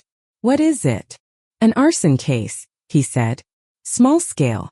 Commercial storage facility on the outskirts of the city. Lena's stomach went cold. And Rourke exhaled. The accelerant pattern is almost identical to yours. Her grip tightened on the phone. I shouldn't be telling you this yet, he added. But there's more. A witness saw a man leaving the scene. Not a clear description. But the height, the build, it matches him. Lena didn't breathe. And, Rourke continued, there's security footage. Low quality. Grainy. But it's him, Lena. Same stride. Same coat. Silence. Heavy. Total. Mason had set another fire. Not to kill her. Not to erase a wife, but because something inside him needed the burn. A pattern. A compulsion. A man who didn't stop after the fire that was supposed to end her. He's escalating, Rourke said quietly. And if there's someone close to him. Lydia. Charity. Can you stop him? She whispered. We're trying, Rourke said. But without your original testimony, our case is weak. If we move too soon, he'll walk. Lena closed her eyes. The weight of her silence pressed hard against her ribs. She hadn't spoken out because she needed time. She needed clarity. She needed control. But Mason wasn't waiting. He wasn't grieving. He wasn't healed. He was burning. And for the first time, Lena realized that her revenge wasn't the only story at stake. Someone else might be running out of time. She opened her eyes slowly, her voice turning steady, grounded, final. Detective, she said, tell me what you need. Rourke exhaled in something like relief. Your testimony, he said. Soon. Very soon. Lena nodded, her voice unshaken. Then it's time, she replied. Set the meeting. I'm ready. But as she hung up the phone, she whispered to herself, not as a victim, not as a survivor, but as the woman forged by fire. He's finally going to feel the heat. Because Act 5 wasn't just a turning point for her. It was the beginning of an unmasking. A crack he couldn't hide. A truth she couldn't ignore. And the first irreversible step toward a confrontation neither of them could escape. Reflection, reckoning, and the quiet preparation before a storm that will change everything. The decision to speak the full truth didn't arrive like a sudden lightning strike. It arrived like the slow thaw of frost from a window pane. At first just a thin line of clear glass. Then another. Then another. Until the view outside couldn't be ignored anymore.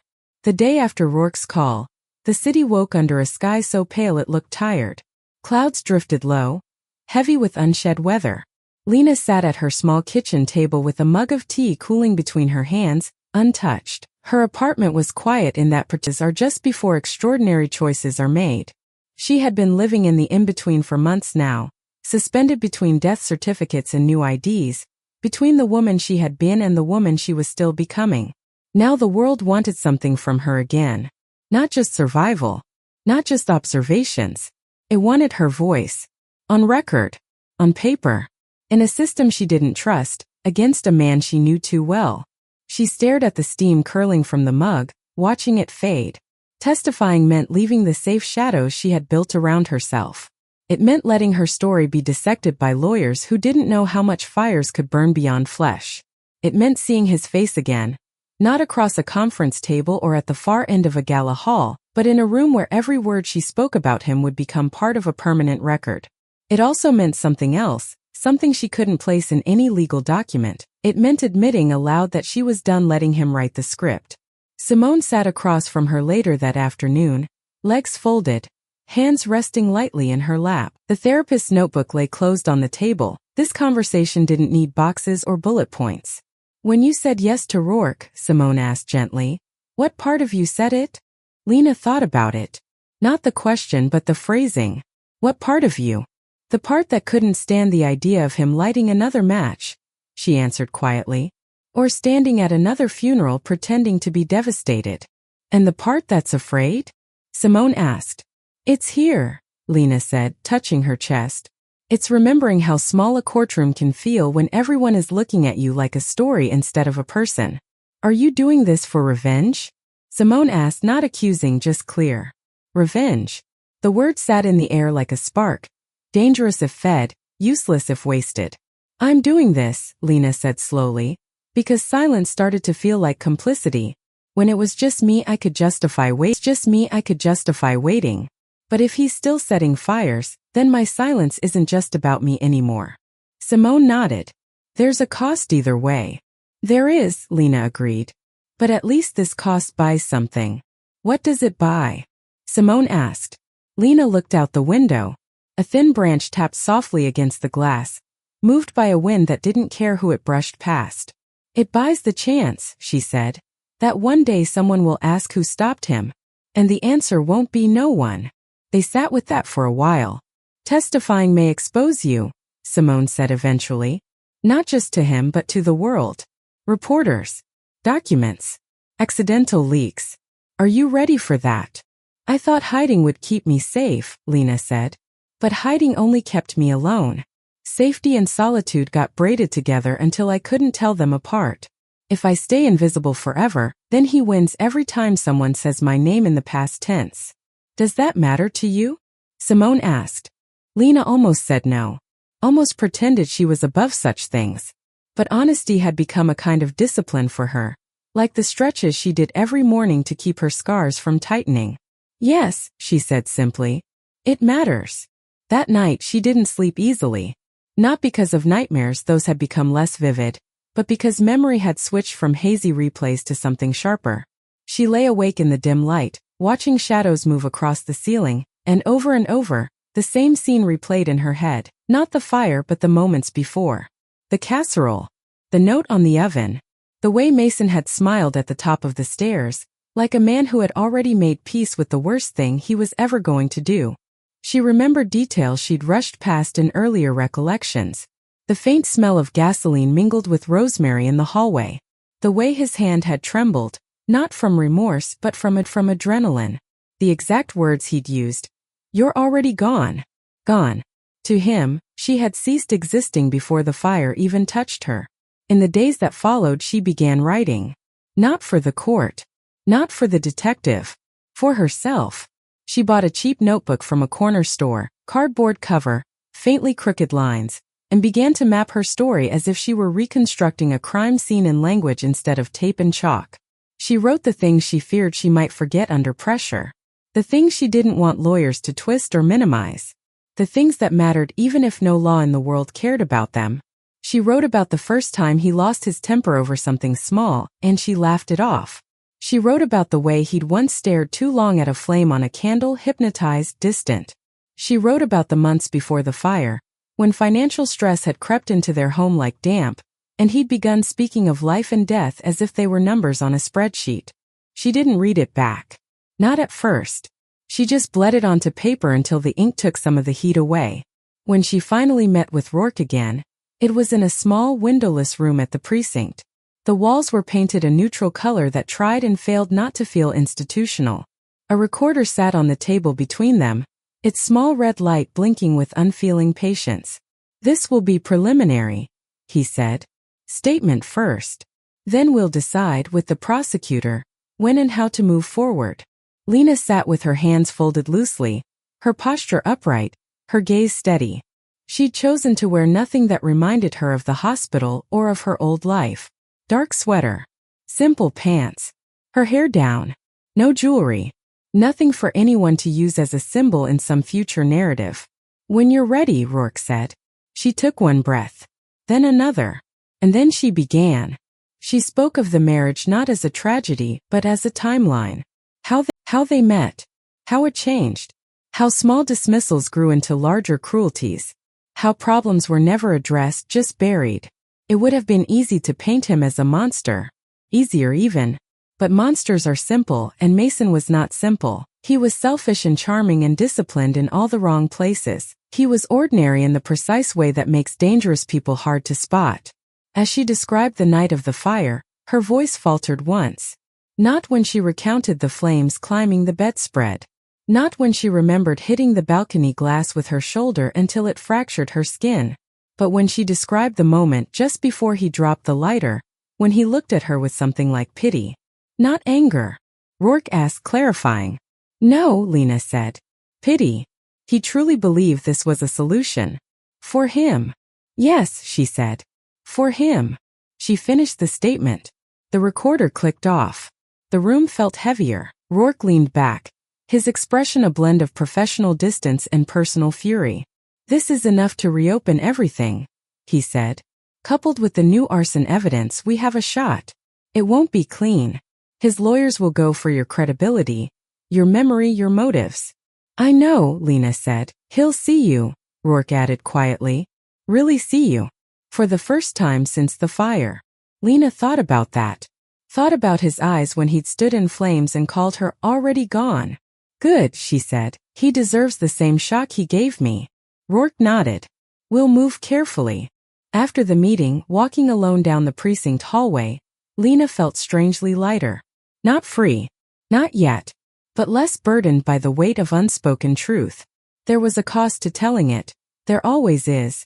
But silence had been charging her interest for months. Outside, the air bit at her cheeks. She tucked her hands into her pockets and started toward the subway, this around her in a familiar blur. Car horns. Snatches of conversation. The distant rumble of trains beneath her feet. She didn't feel like a hunted woman anymore. She felt like someone who had stepped out from behind a curtain. But reflection has two sides. If one side was about telling the truth to the law, the other was about deciding what to tell to Lydia. Because that was the part the courts wouldn't handle. They could prosecute arson and attempted murder. They couldn't prosecute the slow erosion of someone's trust. Over coffee one evening, Lydia mentioned the storage facility fire. Just a headline at the bottom of a news site. No casualties. Local concern. Ongoing investigation. Feels close, she murmured, more to herself than to Lena. Does it? Lena asked. Lydia traced the rim of her cup. We drove past a similar facility last week, she said. Mason joked about how quickly things can go up in smoke. It stuck with me. The words twisted something deep in Lena's chest. Maybe this is who he is now, she thought. Or maybe this is who he always was and I just met him too early in the story. Can I ask you something? Lena said. Of course. If you learned, Lena asked slowly, that someone you cared about had done something unforgivable a long time ago, would you want to know? Lydia blinked, caught off guard. That's a heavy hypothetical, she said with a weak smile. Humor me. Lydia's gaze shifted to the window, where snow had begun to fall in hesitant flakes. If it affected my safety, yes, she said. If it affected the safety of others, definitely. If it just changed how I saw them, but they were truly different now, she paused. I don't know. I'd like to think I'd want the whole truth even if it hurts. What if knowing it meant you couldn't go back to how things were? Lena pressed. Then things were built on an illusion, Lydia said quietly. And I'd rather grieve something real than live inside a lie. There it was. Lena nodded slowly. The conversation shifted to other topics. Work stress, ridiculous board members, a stray dog Lydia had seen that morning, but the answer stayed with her like a lodestar. Any revenge that required Lydia's blindness wasn't worthy of the woman Lena had become. Back home, Lena stood in front of her bathroom mirror and studied her face. Not the scars. Not the surgically altered angles. Her eyes. They looked older now. Not in the lines around them, but in the way they held her own reflection without flinching. There are different kinds of fire, she thought. Some burn houses. Some burn illusions. The fire Mason set had destroyed her home, her skin, her former life. The fire she was about to walk into would destroy something else. Not a building. Not a body. A narrative. The story he'd been telling the world and himself about who he was. She knew the cost. She chose it anyway. She called Rourke the next morning and told him she would cooperate fully, even if it meant her new name appearing in court records that clever eyes might one day trace back to Elena Hale. She set an appointment with Simone to prepare for the emotional whiplash of facing him in a legal setting. And she made one more decision, the hardest one. She arranged to see Lydia away from offices and panels and conference rooms. Somewhere neutral. Somewhere human. They met in a small cafe tucked between a laundromat and a second-hand bookstore. The kind of place where old wood floors creaked and the menu was written in chalk. No board members here. No donors. No polished speeches about impact. Lydia arrived looking tired. A different kind of tired than meeting fatigue. A tired that sits behind the eyes when someone has been talking themselves into and out of the same conclusion for days. What's going on? She asked as she sat down. Your message sounded serious. Lena wrapped her hands around her mug, more for grounding than warmth. What I'm about to say, she began, will change how you see someone. Maybe forever. I need you to know you can walk away from this table right now and stay in the version of the story you already have. Lydia's jaw tightened. You're scaring me. I'd rather scare you with the truth, Lena said softly, than comfort you with a lie. She paused, letting Lydia make the choice with her silence. Lydia didn't leave. Say it, she whispered. Whatever it is. Say it. Lena took a breath that felt like stepping up to the edge of that balcony all over again, except this time the fall was into words, not flames. "The man you're with," she said. "The one whose name is on all those donor walls, he isn't who you think he is." The air around them seemed to hold itself still. Lena wasn't ready to tell the whole story in this act. Not yet. That reveal belonged to a later point, when truth would collide with consequence in full. For now, this was the moment of reflection breaking into action, the moment when the woman forged by fire chose to walk, eyes open, into the blaze of her own past for the sake of someone else's future. Resolution begins. The truth exits the shadows and walks into the light. Every mask that once held firm begins to slip, and the world Mason built on her ashes starts to crack from the inside. The cafe felt smaller once Lena spoke those words. Not physically, the walls didn't close in, the floor didn't shift, but the atmosphere thickened until it felt like even the chairs were listening. Lydia didn't speak at first. She sat as still as a photograph, fingers curled tightly around her mug, knuckles whitening. Her eyes, normally sharp and measured, drifted across Lena's face as if searching for the punchline of a joke too cruel to tell. "What are you saying?" she whispered. Lena held her gaze. "I'm saying what you already feel. What your instincts have been trying to reach for." Lydia swallowed hard, throat bobbing. "That doesn't answer anything." "You're right," Lena said. "It doesn't." She paused, gathering the weight of honesty. "I can't give you all of it yet, but I can give you the part that matters now." Lydia leaned forward. "Then give me something real." Lena nodded slowly. "Mason has a history with fire." A tremor rippled through Lydia's composure. Her breath hitched, barely noticeable to the untrained eye, but Lena saw it, the exact moment the floor shifted under her. "You're talking about that article?" Lydia said. "The storage facility thing? That was an accident, according to—" "I'm not talking about last week," Lena said quietly. "I'm talking about before that." Silence pressed into the space between them. Lydia searched Lena's expression, looking for exaggeration, for fear, for fabrication. But Lena held her gaze with the steady calm of someone who had learned how to breathe through fire. "What did he do?" Lydia finally asked. Lena didn't answer directly. Instead, she asked her a question. "When you met him, did he talk about his past?" "A little," Lydia said. "He said he lost his wife, that the fire was tragic, that it changed him." Lena exhaled through her nose, slow, quiet, almost a sigh. "He told you a version of the truth," she said. "But not the truth." Lydia stared at her. "How do you know?" "Because I was the wife. Because I crawled out of the flames he left me in. Because I'm sitting in front of you now wearing a face he wouldn't recognize." Lena didn't say any of that. Not yet. Her truth wasn't just hers. It would rewrite Lydia's world, and once spoken it couldn't be taken back. Timing mattered. Context mattered. Safety mattered. If she detonated everything at once, Lydia might run straight back to the man who would decide what she was allowed to believe. Offered the piece that would open the door without burning the entire house down. "I know because someone close to the case told me," Lena said. "Someone who knows the evidence. Someone who knows Mason." Lydia's voice dropped to a whisper. "Who?" "A detective," Lena said. "The one who investigated the fire that killed his wife." Lydia's eyes widened. "Killed?" she repeated. "But he told me." "I know what he told you." "No, he said she never made it out." Lydia leaned back, hand covering her mouth. "He said he tried to save her. That he barely got out alive himself." Lena let the lie echo between them. "Why would a detective talk to you about this?" Lydia asked, her voice cracking. "Why you?" "Because someone needed to know," Lena said. "Someone close to him. Someone who might be in danger." Lydia froze. Danger. The word seemed to cut through every layer of hope she'd been clinging to. "What are you implying?" she asked. "I'm implying," Lena said softly, "that men who set fires don't always stop after the first one." Lydia went quiet. She stared at the table, chest rising and falling in faster breaths now. She wasn't crying. Not yet. But her face held the expression of someone watching the outline of her life change shape right in front of her. "I need," Lydia whispered. "I need a minute." "Take your time," Lena said. Lydia stood, walked toward the bathroom, then stopped halfway and gripped the back of a chair like her legs weren't ready to carry her further. After a few long moments, she vanished behind the bathroom door.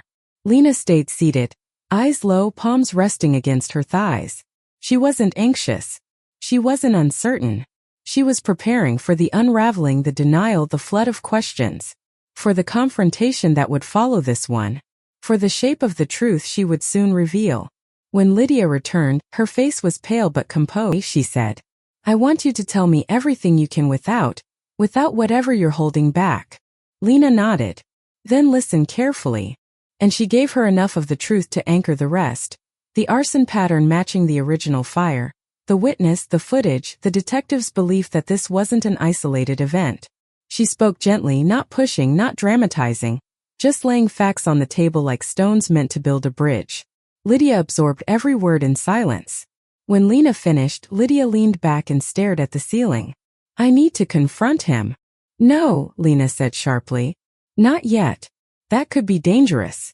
Lydia blinked. "You think he'd hurt me?" "I think," Lena said carefully, "that cornered people react unpredictably." Lydia shook her head. "I don't want to believe any of this." "That's normal," Lena said. "Wanting the story you were told to be the truth doesn't make it the truth." "But what if you're wrong?" Lydia whispered. Lena looked at her, voice steady. "Then he'll have nothing to hide, and everything will hold together." Lydia swallowed. "And if you're right? Then walking in blind could cost you more than trust." Lydia closed her eyes. "This is going to destroy me." "It won't," Lena said softly. "It will hurt. But truth doesn't destroy people. Lies do." Lydia opened her eyes and stared at her. "Why are you helping me?" Lena inhaled, steady and soft. 100 answers floated through her mind. "Because I know what fire feels like. Because I know the way he lies. Because I won't watch him burn another woman alive, even metaphorically." But she settled on the answer that was both simple and true. "Because you deserve better than to be collateral damage in someone else's secrets." Lydia's breath trembled. They left the cafe separately. Lydia walked slowly, like someone finding her balance after a blow. Lena watched until she began moving toward the subway, her steps purposeful. Act 7 wasn't just the beginning of resolution, it was the beginning of exposure. Because over the next week, things began to shift in ways neither woman fully anticipated. Not visibly, not dramatically, but in small telling ways: fewer texts, shorter calls, quiet distance during meetings. Mason noticed. Confusion became irritation. Irritation simmered into suspicion. He sent Lena updates. The new footage was being enhanced. Witness testimony was being formalized. The prosecutor was circling the file with renewed interest. It was subtle at first, snapping at an assistant, arriving late to a planning meeting, forgetting talking points he normally recited perfectly. His polished facade had begun to crack, and the cracks were widening. And then the moment came when all three threads pulled at once. At a major coalition event, where donors gathered to review the final proposal before public launch, Mason walked onto the stage with the confident stride he always wore in rooms like this. But his eyes were searching, scanning, hunting for the source of the shift he could feel but not name. His gaze landed on Lydia briefly. She looked calm, polite, unreadable. Then he looked over the audience and paused, just a breath, when his eyes reached Lena. Not recognition. Not yet. But something in him bristled. A subconscious tug. A subtle unease. A quiet voice whispering that this particular stranger carried something familiar. He blinked it away and began his speech. It was the first speech Lena had ever heard him deliver where his voice trembled slightly on the opening line. People noticed. Lydia noticed. And Lena, standing near the back of the room with a volunteer's clipboard in hand, watched him closely. This was the beginning. The beginning of the end of his narrative. The beginning of accountability he never expected. The beginning of a reckoning that fire could not erase. As he continued speaking, trying to reclaim his composure, Lena realized something with a clarity that steadied her spine. She didn't want to kill him with vengeance. She wanted to end him with truth. And truth, once spoken in the right room, in the right way, in the right season of a person's life, is a kind of fire all its own. By the time winter settled fully, the city had learned how to wear cold without complaint. Snow clung to the edges of sidewalks in tired heaps. Cars woke up with frost on their windshields, and the river carried thin slabs of ice like unfinished thoughts. The coalition's glass building stood in the middle of it all, polished and unmoved, reflecting a sky that couldn't decide what it wanted to be. Inside, something finally decided. The day began like any other official day does. Name tags laid out on a long table, pastries nobody really wanted, coffee that pretended to be strong. The coalition had called a strategic review, which was another way of saying important people wanted to sit around a table and hear their own opinions reflected back at them in different words. Lena arrived early, not because she was eager, but because she needed to see the room before it filled. She walked its perimeter slowly, fingertips brushing the back of chairs, absorbing the layout like a battlefield. Screen at the front. Donor seats clustered near the center. Staff along the sides. She knew where he would sit. She knew where Lydia would be. She also knew that today, for the first time, she and the truth would stand in the same room at the same time and refuse to move aside for anyone. Detective Rourke had called her the night before. "The prosecutor's ready," he had said. "We're moving forward. An arrest warrant is likely within days." But he'd hesitated. He's still out there. Still acting like nothing's wrong. This gala of his, this coalition, all of it's part of the story now. People need to see who he is when the mask comes off. That comes off. "That's why I'll be there," she'd replied. She hadn't told him what she planned beyond that. Not the part with Lydia. Not the part with her own name. Some things the law could not script. The room slowly filled. Staff, board members, donors. Mason walked in with shoulders straight, a man who believed the room was an extension of his living room. Lydia walked in beside him, not quite matching his pace. Her expression was composed, but her eyes were distant, somewhere between past promises and present doubts. She had not contacted Lena since the cafe. Silence sometimes means avoidance. Sometimes it means preparation. Today Lena would find out which. The meeting opened with the usual formalities. Introductions. A recitation of accomplishments. Percentages, charts, projections. Mason listened with one ear, attention drifting toward his phone, then back like a man too used to every room bending around him eventually. Then the moderator invited key stakeholder reflections. Lena's name was on the list. So was Lydia's. So was his. Mason went first. He stood, buttoned his jacket, and spoke with the practiced ease of someone who had told a version of this story so many times it no longer cost him anything. He talked about loss and resilience. He mentioned a fire in careful, tasteful terms, just enough to suggest tragedy, not enough to invite scrutiny. He framed his funding as a tribute, his philanthropy as penance, his success as proof that light could emerge from darkness. People nodded. They always did. They loved a redemption arc, especially when it came in a suit. When he finished, the moderator thanked him. There was polite applause, the kind that sounds sincere but lands shallow. Then came staff perspectives. A clinic coordinator spoke about outcomes. A case manager talked about unmet needs. And then the moderator said Lena's name. She stood. Said Lena's name. She stood. Her hands weren't shaking. Her heartbeat wasn't racing.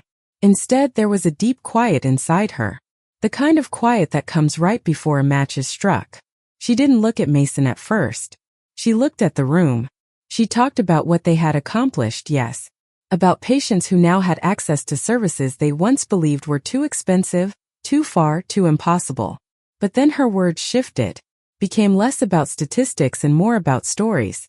She spoke of what it meant to survive something and be told you owed the world a performance of gratitude for being allowed to remain. She spoke of how easy it was for people with power to turn their harm into a narrative of personal growth, while the people they hurt were left to process their pain alone. She spoke without saying his name once. But the air in the room changed, because some truths don't need names to be recognized. When she sat down, the quiet that followed wasn't comfortable. It was edged. The moderator turned next to Lydia. "As strategic advisor," he said, "you've had a unique vantage point. We'd love to hear your thoughts on where we go from here." This was the moment Lena had not been able to predict. Everything else she had mapped. Her testimony, the prosecutor's movements, the timeline of the legal case. But this, the choice Lydia was about to make, belonged to no one but her. Lydia rose slowly. Her folder remained closed on the table. She looked, for the first time since Lena had known her, like someone who had stopped trying to manage the story and had finally decided to tell it. When I joined this coalition, she said, I believed in what we were building. I still do. The work matters. The outcomes matter. But the story we've wrapped around that work, she paused, is not complete. Mason's head turned sharply, just a fraction. Lydia's eyes slid briefly toward him, then back to the room. We talk a lot, she continued, about turning personal tragedy into purpose, about using our pain to fuel positive change. It's a beautiful idea. But it only works if the tragedy we're referencing is honest, if the story we tell about it is accurate. Otherwise, we're asking people to build their healing on someone else's lie. A murmur rippled through the room. Lydia, Mason said lightly from his seat, I'm not sure where this is. She held up a hand. I'm speaking, she said, not loudly but with steel. Several people drew in breaths, not because she had raised her voice, but because she had raised herself. In the last few weeks, Lydia said, I've learned things about one of our key donors. Things that conflict with the narrative we've been repeating. There are ongoing investigations I won't interfere with. But I will say this, we owe it to ourselves and to the communities we serve to ask whether we're aligning with people who represent the healing we talk about, or the harm that made it necessary. The room tensed. Eyes darted from her to Mason. His face had changed. The polished calm was cracking at the edges, hairline fractures visible now that someone had finally dared to press against it. Lydia, he said slower now, if you have concerns we can discuss them internally. No, she said, the word hung in the air like a stone. We won't handle this quietly, she added. We've been quiet long enough. They stared at each other. A woman who had stepped into belief standing face to face, metaphorically, with the man who had built his life on the assumption that belief was something he could purchase. The moderator tried to smooth it over, stammering something about staying focused, but the mood in the room had shifted. People were watching, weighing, recalibrating. Lena sat very still, watching everything. It wasn't time yet. This was Lydia's moment. Her first step out of the narrative he'd given her. When the meeting finally adjourned, rushed with vague promises of further discussion, people spilled out into the hallway in tight clusters, whispering. Mason moved quickly. He caught up to Lydia half a corridor down. No audience now, just them and the echo of their footsteps.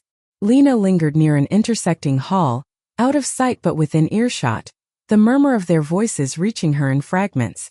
You blindsided me, he said low. Did I? Lydia's tone was cool. Or did you blindside me months ago and I'm just now turning on the lights? You don't know what you're talking about. I know there's more to your story than you've ever told me, she said. I know there are detectives involved. I know another fire didn't just happen by coincidence. He scoffed. You've been talking to people who want a headline. I've been talking to people who want the truth. So that's what this is, he said. You don't trust me. She didn't answer immediately. And in that silence she said enough. You told me your wife's death was an accident, she said finally. You told me you did everything you could to save her. You told me you'd never hurt someone like that again. But you left out a lot, didn't you? He stepped closer. Be careful what you repeat. Defamation is real. So is arson, she replied. Lena could almost hear the impact as the word hit him. You're being manipulated, he said. Someone has an agenda. They're using you. I thought you were smarter than that. Lydia's voice softened, but not with affection, with finality. I thought you were kinder than this, she said. I was wrong on both counts. He grabbed her arm, not hard, but with the entitlement of someone who believed he still had that right. Lydia. She pulled free. Don't touch me. The hallway went very still. It was a small gesture. A small sentence. But it was a line she had never drawn with him before. And once drawn, some lines cannot be erased. Away, heels striking the floor with new certainty. Mason stood there for a moment, alone in the corridor, jaw clenched, hands flexing. He looked less like a tragic widower now and more like what he truly was, a man losing control of a story he'd engineered carefully. He didn't know yet that the story was about to break open completely, because the law had its own timing. 2 days later the warrant was signed. Rourke called Lena in the morning. It's happening, he said. Today. Where? She asked. At his condo, Rourke replied. We have enough to bring him in. Attempted murder, arson, insurance fraud. The second fire strengthens the pattern. Lena stood by her apartment window, watching clouds roll over the river. Will you tell him I'm alive? She asked. Yes, Rourke said. He'll find out soon enough anyway once we get to court. Why? She watched her own faint reflection in the glass. Because I want to be the one he sees when he realizes the one thing he buried didn't stay dead. There was a pause. You're sure about this? I've never been more sure of anything. He exhaled. All right. Come to the precinct at 3. If he's processed in time, we'll make arrangements. She arrived early. The walls of the precinct no longer felt like a place she had visited as a victim. They felt like the staging area for a truth that had taken too long to be spoken. Rourke met her in a side room. His expression carried the fatigue of long years in a system that rarely delivered neat justice. But there was something else there too, grim satisfaction. He's in holding, he said. We're finishing paperwork before transfer. This isn't a legal requirement, you understand. You don't have to see him today. But if you want to, I want to, she said. They led her down a hallway that smelled of disinfectant and recycled air. Doors buzzed open and shut. Somewhere a voice shouted, somewhere a phone rang. Life reduced to codes and case numbers. Rourke stopped in front of a narrow observation room. On the other side of the one-way glass, a small interview space stood stark. Steel table. 2 chairs. A man in handcuffs seated at one of them. Mason. Without the tailored suit and curated surroundings, he looked smaller. Not physically. He was still broad-shouldered, still taller than most, but smaller in the way someone looks when their importance is no longer reflected back at them by expensive glass. He sat with his jaw set, anger and disbelief warring in his eyes. He's been denying everything, Rourke said quietly beside her. That's a given.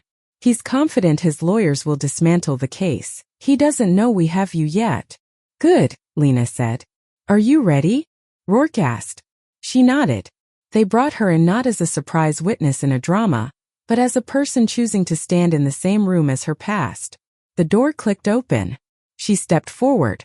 Mason looked up, irritated at the interruption. Then he froze. For a heartbeat, his face didn't change. The brain does strange things when confronted with something impossible. Tries to categorize, to file, to dismiss. He saw a woman with a calm posture and unfamiliar features. He saw a stranger. And then he saw her eyes. Recognition doesn't always arrive in a shout. Sometimes it's a flicker, a tremor, a small widening of the pupils as memory collides with denial. Something in him fractured. What is this? He demanded, but the demand lacked its usual weight. Lena sat across from him, the table a thin barrier between them. Hello, Mason, she said. Her voice carried years he hadn't had to live through, pain he hadn't felt, healing he hadn't earned. He stared. There was a beat where the room held its breath. Then he whispered, more to himself than to anyone else. No. She didn't look away. Yes. You're. His throat worked around the word. You can't be. Alive? She asked quietly. I know. It complicates things, doesn't it? Anger surged to the surface. Is this some kind of stunt? Did they put you up to this? Plastic surgery and a rehearsed story. She leaned in slightly, voice dropping. You always twist things when you're cornered. You did it when you forgot our anniversary and said I hadn't reminded you. You did it when you lost that client and blamed my bad luck. You did it when you poured gasoline on our bedroom floor and told yourself it was a solution. His mouth snapped shut. How else would I know that? She asked. How else would I know the color of the lighter you used? Silver. Gift from your father. Engraved initials you were always too proud of. His eyes darted to her hands, to the faint scars along her wrists, to the subtle marks at her throat, to the places the fire had kissed and tried to keep. You jumped, he said, voice hoarse. You went off the balcony. I fell, she corrected. I crawled. I broke glass with my shoulder until it broke me. And when I hit the ground, the last thing I heard was your voice upstairs, calling my name like you didn't know exactly where I was. Silence swallowed his response. Rourke watched from behind the glass, expression unreadable. This wasn't evidence. Not technically. It It was something else. A reckoning that even courts couldn't contain. You were supposed to be dead, Mason whispered, horror dawning in his eyes. Not at what he'd done, but at the failure of it. I know, she said. I read my own death certificate. You signed the insurance forms very neatly. He tried to rally. You deserted our life. You let me grieve a wife who wasn't actually. You let yourself grieve a story you wrote, she cut in. You cried on command, you signed checks, you bought a new place, a new car, a new woman. That's not grief, Mason. His face twisted, anger scrambling for something to latch onto. You ruined everything, he hissed. Do you have any idea what this will do to my reputation? To the coalition? To your reputation, she repeated, a small, incredulous laugh escaping. You nearly burned me alive. Nearly, he said, and the word slipped out before he could cage it. The room seemed to tilt. They both heard it. So did the detective behind the glass. So would anyone listening to the recording. The admission wasn't framed as guilt, but as irritation at his own failure. And that, in its own way, was worse. Thank you, she said softly, for finally saying it. He realized too late what he'd given away. His jaw clenched. You think this changes anything? Your word against mine. You disappeared. You falsified your own. I didn't falsify anything, she said. The system did what it always does. It believed the survivor it could see. Unfortunately for you, I learned how to survive twice. His voice dropped into something cold. You're doing this to punish me. Yes, she said. There was no point pretending otherwise. And to protect the people you haven't hurt yet. A muscle jumped in his cheek. Lydia put you up to this, didn't she? She's always been suspicious. Don't drag her into your excuses, Lena said. She's doing what I should have done sooner, listening to the feeling that something is wrong. He laughed once, short and sharp. You think you're some kind of hero now? Rising from the ashes, shutting me down, saving the next woman. You've always loved a dramatic narrative. She considered him calmly. No, she said. I'm not a hero. I'm just the only one in this room who remembers exactly what it felt like to be on fire. He looked at her then, really looked, and what she saw in his eyes wasn't remorse. It was fear. Not fear of what he'd seen as the one who did it. That, she realized, was the only terror he had ever truly respected. You will not win, he said through clenched teeth. I have lawyers, friends, people who owe me favors. You have scars and a story. She let the words stand. Then she answered them not with argument, but with something simpler. I have the truth, she said. And I'm not alone anymore. For a moment the old Elena, the one who would have flinched, would have tried to soften this, would have offered him a path to explain himself, hovered at the edges of her mind. Then the new Lena, the one who had walked out of fire wearing a face he could not claim, stepped forward. You will sit in rooms you used to own, she said quietly, and hear people say my name in the present tense. You will watch your narrative fall apart. You will watch every donation, every staged tear, every story you told about redemption be weighed against what you actually did. And that will be worse than any sentence a judge can hand down. His nostrils flared. If you cared so much about truth, you would have come to me first. I did, she said. Years ago. In that bedroom. Before you lit the match. He looked away. The officer signaled time. Rourke stepped into the room, placing a gentle hand on her shoulder. That's enough for today, he said. We've got what we need. She stood. Her legs felt steady. As she reached the door, Mason spoke again, voice brittle. They'll forget you, he said. The world moves on. New scandals. New causes. You'll be yesterday's story. She paused, hand on the doorframe, and turned just enough for him to see the profile of the woman who no longer needed his acknowledgement to exist. I didn't come back for the world, she said. I came back for me. That's something you'll never understand. She walked out without looking back. Redemption, she realized, wasn't about proving to other people that she had survived. It was about proving to herself that survival meant more than breathing. It meant choosing actively to live in alignment with the truth, even when that truth set everything on fire. In the weeks that followed, the legal machinery began to move. Headlines appeared, cautious at first, then bold. Respected donor under investigation. New evidence in years-old fire. Widower's narrative questioned. People who had once shaken his hand now waited to see which way the wind would blow before deciding whether they still wanted to stand next to him in photos. Lydia resigned publicly from her role, releasing a measured statement. She believed in the coalition's mission, but could no longer align herself with individuals whose private actions contradicted their public narratives. She didn't name him. She didn't have to. She reached out to Lena after the news broke. They didn't meet in an office or a cafe this time.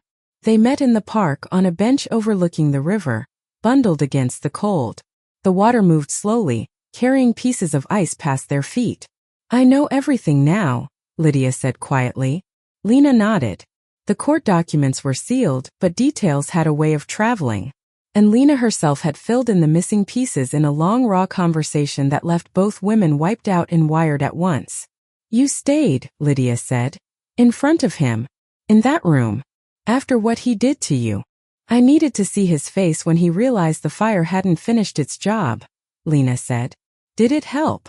Lydia asked. "Yes," Lena answered honestly. "Not because it hurt him. Because I saw he was exactly what I remembered.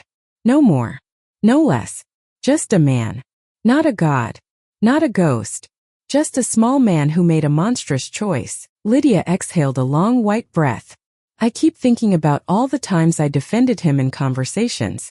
All the ways I smoothed his rough edges in my head. We all edit the people we love," Lena said. "Until the truth refuses to fit the edit." There was a long pause. "Do you regret coming back?" Lydia asked. Lena watched a shard of ice bump against the riverbank, spin, and then slip back into the current. "I regret trusting him," she said. "I regret not listening to myself sooner. But coming back." She shook her head. "No. That's the one thing I don't regret." "Even with the attention?" Lydia asked. "The articles? The questions?" "They're noise," Lena said. "Temporary. What's permanent is that I get to look in the mirror and know I chose my own ending." They sat in silence, the kind that feels like a blanket rather than a wall. "You know what I hate most?" Lydia said finally. "What?" "That a part of me still remembers the version of him who made me laugh. The charm. The warmth. I hate that both things can be true in a person." "That doesn't make you weak," Lena replied. "It makes you honest. Monsters don't walk around with horns. They walk around with smiles and good timing." Lydia nodded, a small pained smile of her own appearing. "He underestimated you," she said.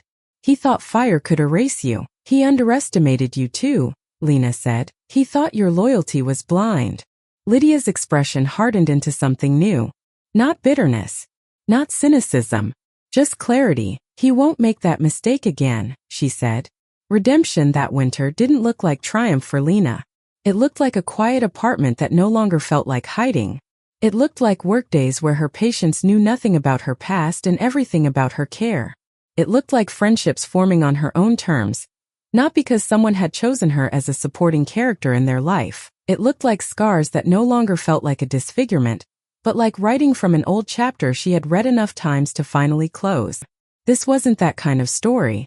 Forgiveness is a door some people walk through and some people don't, and that's all right. What she did do was forgive herself. For staying too long. For doubting her instincts. For thinking her beauty was the most important thing she could lose. It had never been her face that made her who she was. The fire just stripped away everything that had distracted her from that fact. By the time the trial date was set, the city had softened again. Snow melted into slush, then into puddles, then into damp earth waiting for something new to grow. Resolution didn't mean everything was fixed. It meant the woman he tried to burn was no longer living in reaction to him. She was living. And the man who believed he could end her with a match was learning, slowly and painfully, that some fires you set come back years later, as a light you can't turn off. Spring didn't arrive all at once. It crept in slowly, step by cautious step. A soft breeze replacing the bitterness of winter. A faint loosening of branches. The first stubborn flower pushing up through stubborn soil. People rushed past it without noticing, but Lena noticed.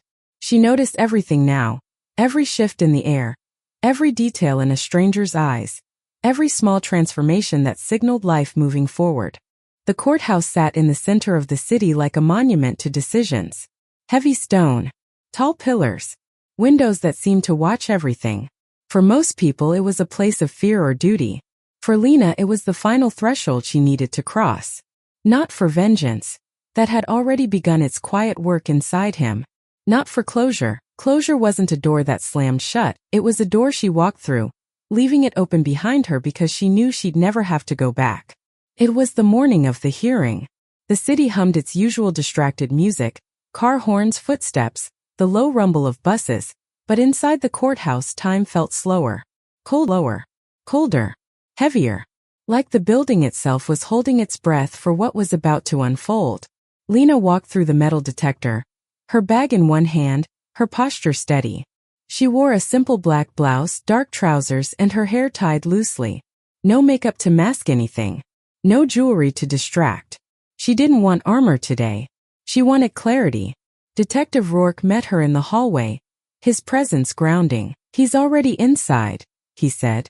"His lawyers are with him. He hasn't seen you since the holding room." Lena nodded. "I'm ready."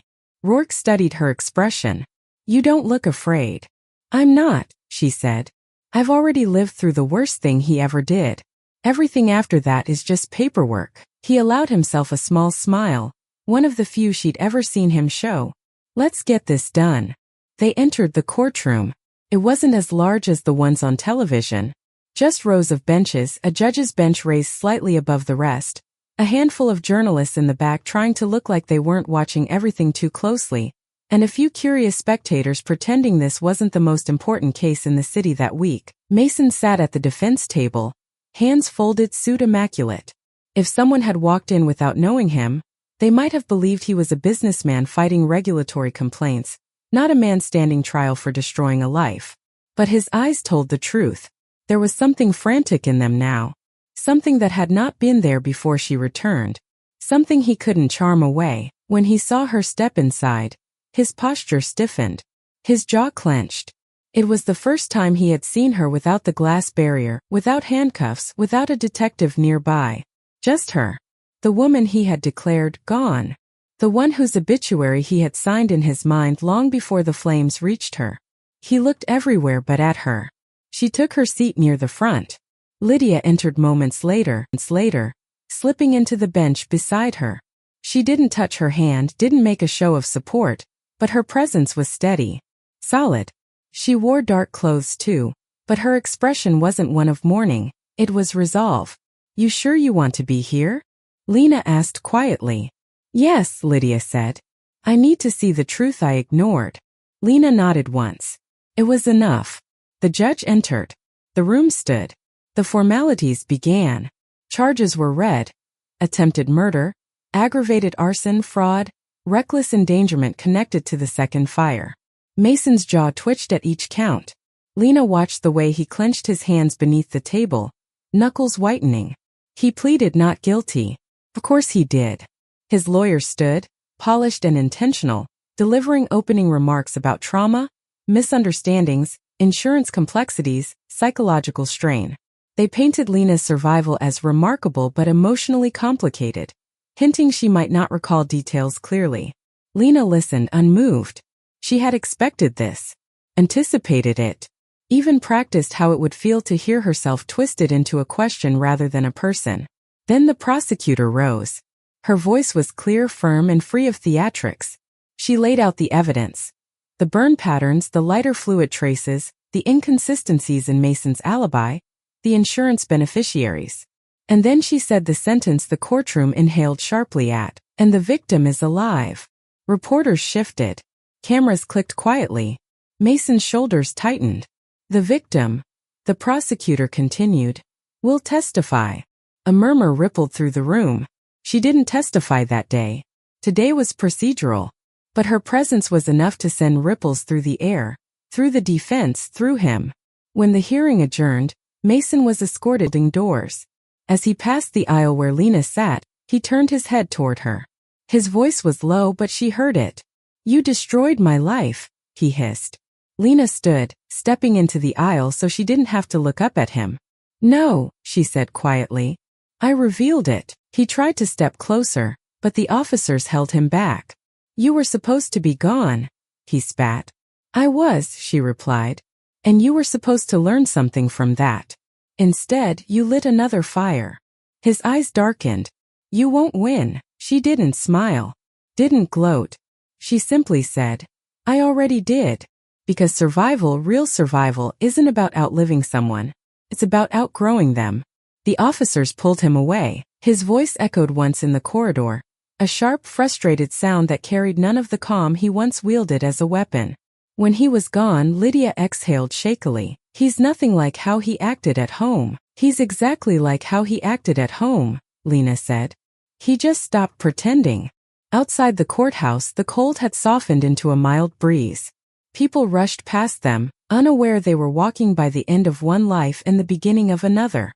Lydia walked beside her down the courthouse steps. What happens now? She asked.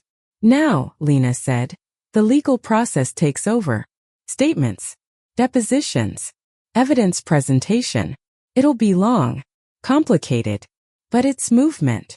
And for you? Lydia asked. For me, Lena said. The fire is over. Lydia nodded slowly. I'm proud of you, she said. It sounds strange, maybe, but I'm proud. Lena didn't expect that. She felt it land gently, like something fragile and warm placed in her hands. Thank you, she said softly. They reached the sidewalk. Cars zipped by. A child ran past laughing, dropping a paper cup that rolled to a stop. A small, ordinary moment. Lena picked it up and tossed it into a nearby bin. She liked the simplicity of it. The return to things that held no weight or memory. Lydia turned to her. So what now? For your life, I mean. Lena looked down the street. A long stretch lined with storefronts, commuters, the faint glow of late afternoon settling across the pavement. I think, she said, I'm going to start choosing things. Like what? Like a new place to live. Something permanent. Something with windows that let the sun in. Maybe new work. Not because I'm hiding, but because I want to grow. Maybe a trip somewhere I've never been. Maybe learning how to sleep without checking for flames behind my eyelids. Lydia smiled. That sounds like a life. It is, Lena said. Maybe for the first time. They parted ways with a quiet goodbye. Not dramatic. Not emotional. Just two women who had walked through different fires and somehow found clarity in the same place. That evening, Lena went home, turned on soft music, and prepared herself a simple meal, roasted vegetables, tea, fresh bread. She ate slowly, tasting each bite, not rushing through the moment like she once did. Life, she realized, wasn't measured in the big confrontations alone. It was measured in these small, quiet joys she had once taken for granted. After dinner, she stepped onto her balcony. The new one, not the one from her past. The air was cool. The sky streaked in soft gold and pale blue. She rested her hands on the railing, feeling the gentle hum of the city beneath her. She thought about the girl she had been before the fire, the woman she had been during it, and the person she was now. None of them were the same, but none were strangers either. They were chapters. And this right here was the closing page of the first volume of her life. A new chapter would follow, not defined by survival or revenge, but by choice. She closed her eyes and breathed in deeply. For the first time in a long time, she wasn't inhaling memory. She was inhaling possibility. When she opened her eyes, the city lights shimmered below her, and she whispered a single sentence. Not for him, not for the world, but for herself. I am still here. And in that simple truth, everything he tried to destroy fell away. She was still here. Still standing. Still living. Still choosing. The fire had taken her old face, her old life, her old story. But it had given her something far more powerful. A new beginning. And as the last light of day slipped across her balcony, Lena Cross stepped fully into it, unafraid, unhidden, and finally free. In the quiet before dawn, when the city is barely awake, Lena stands at her window watching the sun rise over buildings still shaking off the dark. The light touches her scars the way truth once touched her life, gently without asking permission. She knows the world will forget his name long before it forgets hers. Because she didn't return to relive the fire. She returned to rewrite the final line. And now at last, she whispers the one truth that carried her through everything. I survived. Not for him. For me. The morning accepts her words. And the woman who once walked out of flames steps into the light, finally whole.